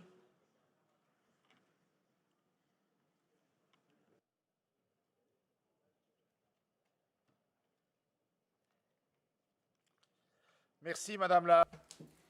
Thank you, Madam President, Secretary General, dear colleagues. The 12+ group met on a number of occasions during this 151st Assembly on the 18th of October for a plenary meeting, and then every morning from the 20th to 22nd. I wish to sincerely thank all members for their active participation, their determination, and their spirit of cooperation. We discussed a number of issues, including the activities of the group, forthcoming elections, and the financial situation of the IPU. I underscore the quality of the discussions, which I think demonstrate the vitality and cohesion of our geopolitical group. One of the key issues of the discussion was the profile that we wanted for the future Secretary General of the IPU. Following constructive discussions, we formulated recommendations, which are now in the hands of our representatives on the Executive Committee, and they will defend this position during the selection process. I also wanted to pay tribute to the excellent collective work that led to a common emergency item, which was the result of exemplary collaboration between our group, the GRULAC and Asia Pacific Group, with the leadership of Thailand, entitled Strengthening Parliamentary Action Against Transnational Organized Crime, Cybercrime and Hybrid Threats. I think that this reflects our commitment to defend democracy, the rule of law and security in the face of global threats. I also want to thank in particular Mr. Tasma from the Netherlands and Ms. Sellerfeld of Sweden for their determined work within the drafting committee. We also welcome the fact that the call for parliamentary solidarity and coordinated action to support Madagascar also achieved the two-thirds majority, and I pay tribute to the leadership of the IPU in publishing a declaration on that issue. That's a cause which is important for all of us and which demonstrates the importance of our collective work. On the institutional plan, we participate in elections in various areas of the IPU, and we welcome the election of Dan Gunny of the UK and Mr. Giffroy of Belgium to the Executive Committee, and we sincerely thank Ms. Avengerapoulou of Greece and Mr. Albanova Barcello of Spain for their work during their mandates. I also pay tribute to the Belgium and the Netherlands have been elected to a Standing Committee on Peace and International Security, and congratulate Ms. Tender of Portugal, who's been elected to the Bureau on the UN Affairs, Mr. Capitol of Italy for election on the Middle East Committee, and Mr. Akobak of Turkey for on that working group on science and technology, and Mr. Farrugia of Malta, who's been re-elected to head the Committee on the Promotion of International Humanitarian Law. On the substance, we were particularly active in the standing committees. We welcome the adoption of the draft resolution on support for the victims of illegal international adoption, which was led by Mr. De Meegt of Belgium. It was a text that was drawn up with colleagues from Argentina and India, and I think it reflects the values that we all share: justice, the rights of the child, solidarity, and a rejection of all forms of violence and instrumentalization of the most vulnerable. We welcome Mr. Lord's appointment to Switzerland and Mr. Anshraf from Turkey, and our colleagues as co-rapporteur of the next resolution on the parliamentary strategy for empowerment of people with disabilities.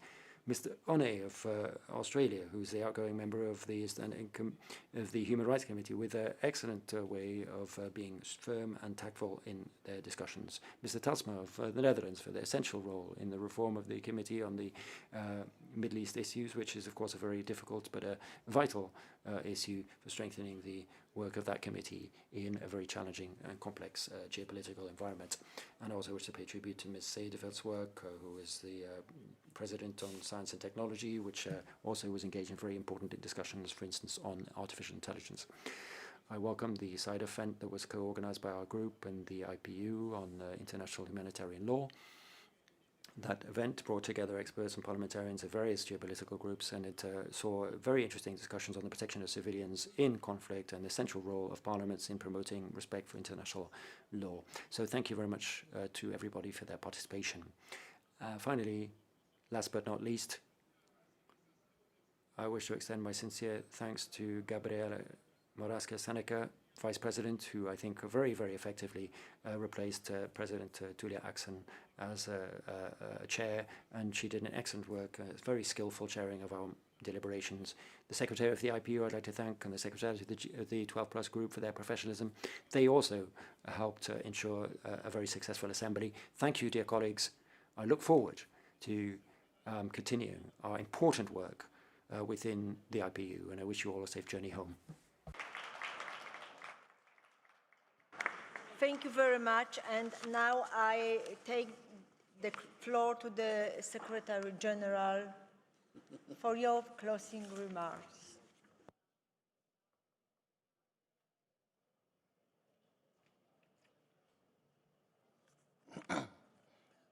Madam Vice President of the Inter-Parliamentary Union and President of the 151st Assembly of the Inter-Parliamentary Union, honorable speakers of Parliament, deputy speakers of Parliament present here, distinguished members of Parliament, ladies and gentlemen.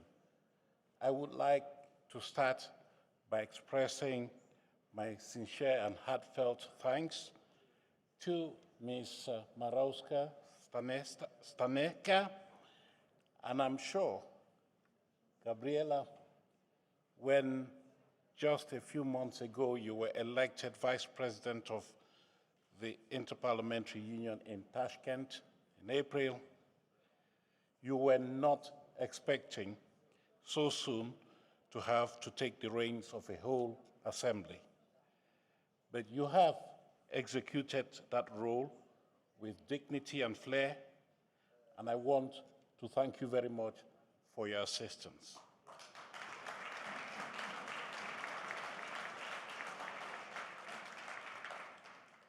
And of course, my heartfelt thanks go also to IPU President Dr. Tulia Axon. I wish her all the best of success in the elections that are taking place in Tanzania. And I believe I speak for all of us that we are looking forward to her returning to this fall and continuing her mantle of leadership as President of the Inter-Parliamentary Union.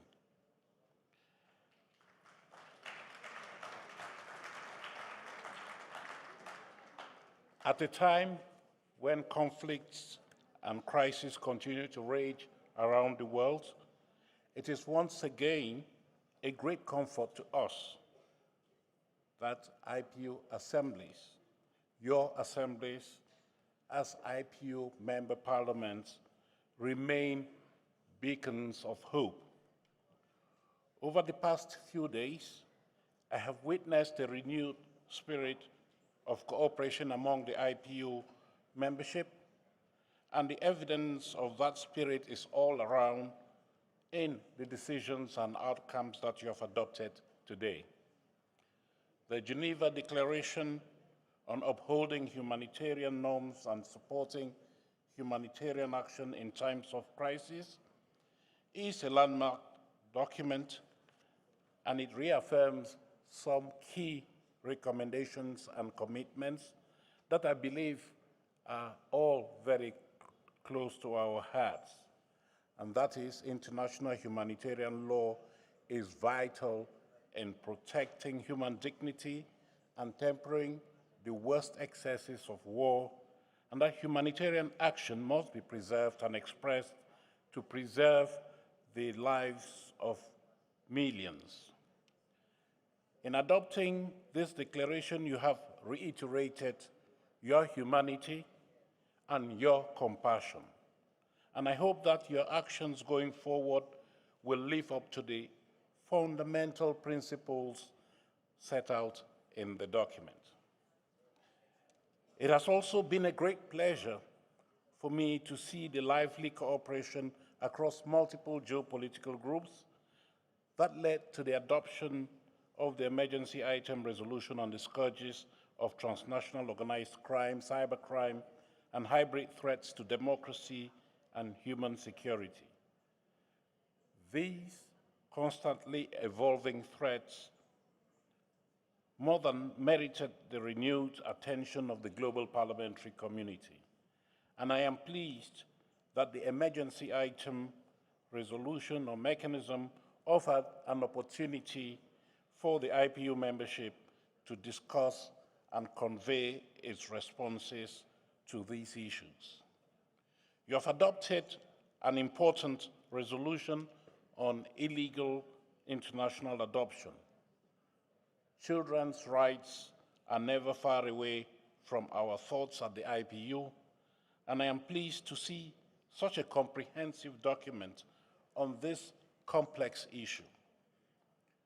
The Standing Committee on United Nations Affairs is also making its voice heard again, saying loud and clear that the time has come after 80 years of existence of male leaders in the United Nations for the next Secretary General of the United Nations to be a woman. Of course, away from the plenary and standing committees, the IPU's parliamentary diplomacy efforts have continued on multiple fronts. The Committee on Middle East Questions has continued its discussions on reform with a view to bolstering its capacities to deal with the constantly evolving situation in the region. Likewise, the Task Force on the Peaceful Resolution of the War in Ukraine continues to look for new areas of common ground between the two parliaments whose countries continue to be in conflict. And through bilateral meetings and informal consultations, we continue to ensure that the IPU is lending support to the resolution of conflicts. During this assembly, I have had the privilege of hosting the speakers of the parliaments of Armenia and Azerbaijan as they pursue their laudable and noble efforts to mobilize their parliaments in support of ongoing peace processes between their two countries. I want to extend my congratulations to them on that commitment. I've also been pleased to advance progress, similar process with the leadership of the parliaments of the Democratic Republic of the Congo and Rwanda, following a mission I paid to the region earlier this month. As this assembly closes and we look forward to the next, I would like to remind you that the IPU never sleeps. The IPU never sleeps. Just next month, we'll hold a parliamentary forum in the context of the Second World Summit for Social Development, due to take place in Doha, Qatar. And we'll also be moving to Belém in Brazil for the parliamentary meeting at COP30. We are also co-organizing with the United Nations Development Programme a conference on artificial intelligence, which will take place in Malaysia. We have already begun efforts to prepare for next year's parliamentary session at the United Nations, which we organize in cooperation with the President of the UN General Assembly. And of course, as many of you have hinted here, next year, 2023, will be a bumper election year within the IPU, with the election of a new Secretary General, as well as a new President of the organization.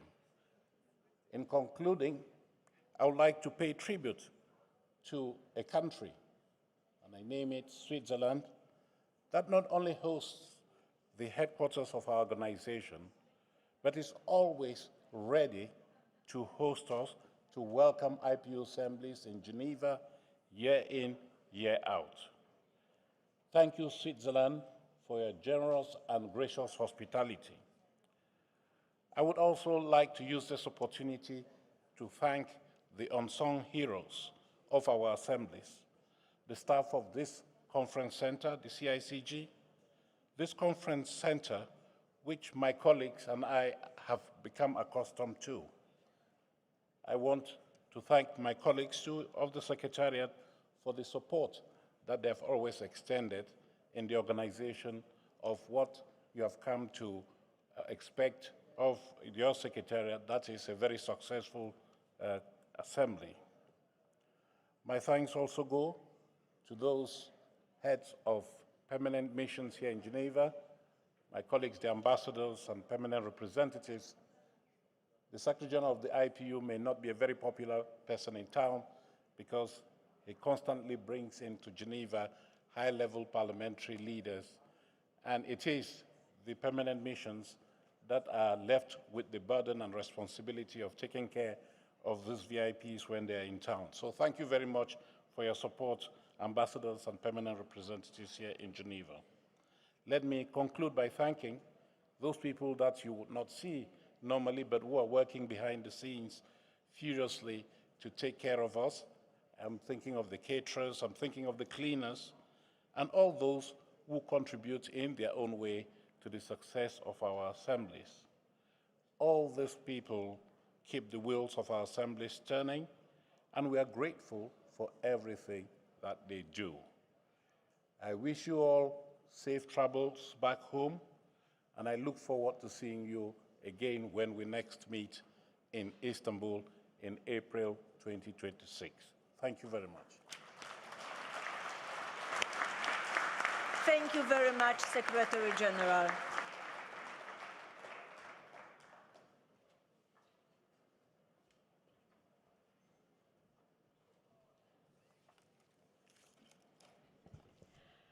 Honorable speakers and deputy speakers of parliament, distinguished parliamentarians, Mr. Secretary General, ladies and gentlemen, dear colleagues and friends. It has been an honor to preside over this 151st Assembly of the IPU. Over the past few days, we have witnessed the best of what the IPU stands for: respect, dialogue, and shared resolve to place humanity at the center of our discussions. A shared resolve to place humanity at the center of politics.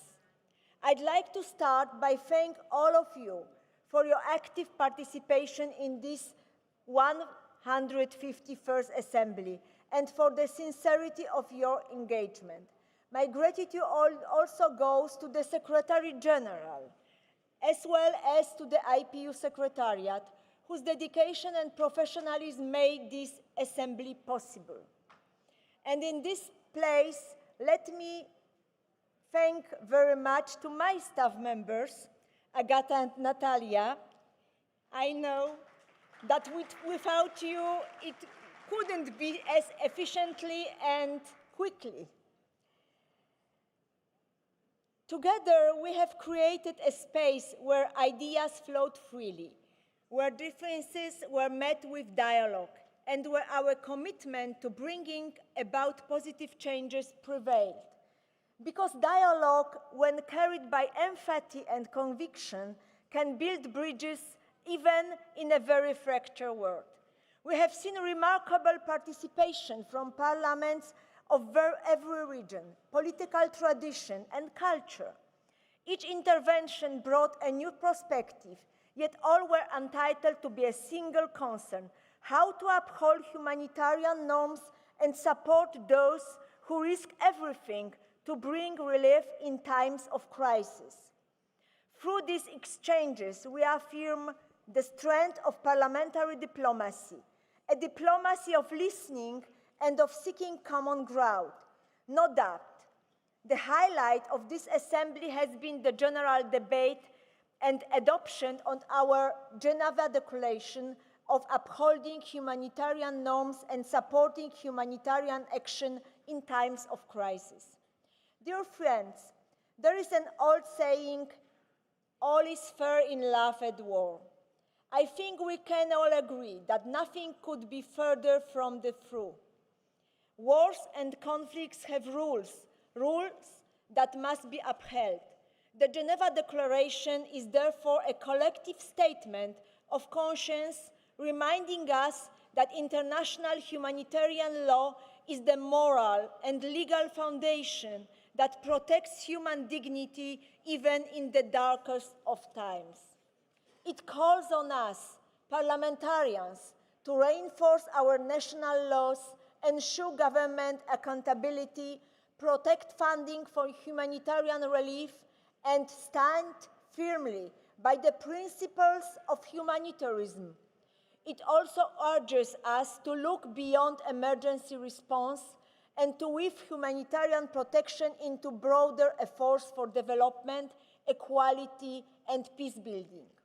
In this regard, the declaration also speaks to the world we want to build, or one where women and men participate equally in decision-making, one where young people shape the solutions of today and tomorrow, one where dialogue remains the surest path to understanding. The challenges we face are huge: wars that devastate nations, disasters that uproot millions, and the silent suffering of those forgotten by the headlines. But parliamentarians hold something powerful: the ability to turn compassion into policy. Our votes, our budgets, our voices, this can be put to good use and serve as an instrument of protection for the most vulnerable when guided by conscience. Now comes the real work. We need to carry this declaration home, to debate it, to translate it into action, and to ensure that humanitarian principles live not in words, but in concrete actions that benefit millions, in concrete actions that save lives. Esteemed parliamentarians, after these assemblies in which we failed to come together, another highlight of this assembly has been the adoption of our emergency item resolution. Parliamentary action against transnational organized crime, cybercrime, and hybrid threats to democracy and human security. I think this is an achievement we ought to celebrate. The emergency item was supported by sponsors from across several geopolitical groups. This emergency item resolution speaks to the times we live in. In the 21st century, crime, violence, and conflict are no longer confined to the physical world. They extend into cyberspace, where attacks can disrupt essential services, cripple hospitals, and endanger human lives. Cybercrime and hybrid threats can undermine democracy and erode trust of breathing speed. Our task as parliamentarians is to anticipate this danger, to legislate wisely, and to strengthen international cooperation so that technology serves humanity rather than harm it. I'm also pleased that we have also been able to address, through a formal leadership statement, the pressing situation in Madagascar, which requires our full attention and solidarity. Our program at this assembly has been a very busy one, with meetings of our specialized bodies, workshops, and thematic sessions, and many bilateral meetings. I think we can be proud of what we have achieved together. Dear colleagues, as we close this assembly, I wish to thank each of you once more for your engagement, your support, and your commitment to the people you represent. The IPU remains a meeting place for those who believe that dialogue, respect, and solidarity can shape a safer world. May the sense of purpose we have shared here in Geneva accompany us in the months ahead, guide our work, and strengthen our resolve to protect life, dignity, and peace wherever they are at risk. I wish you safe travel home. Thank you.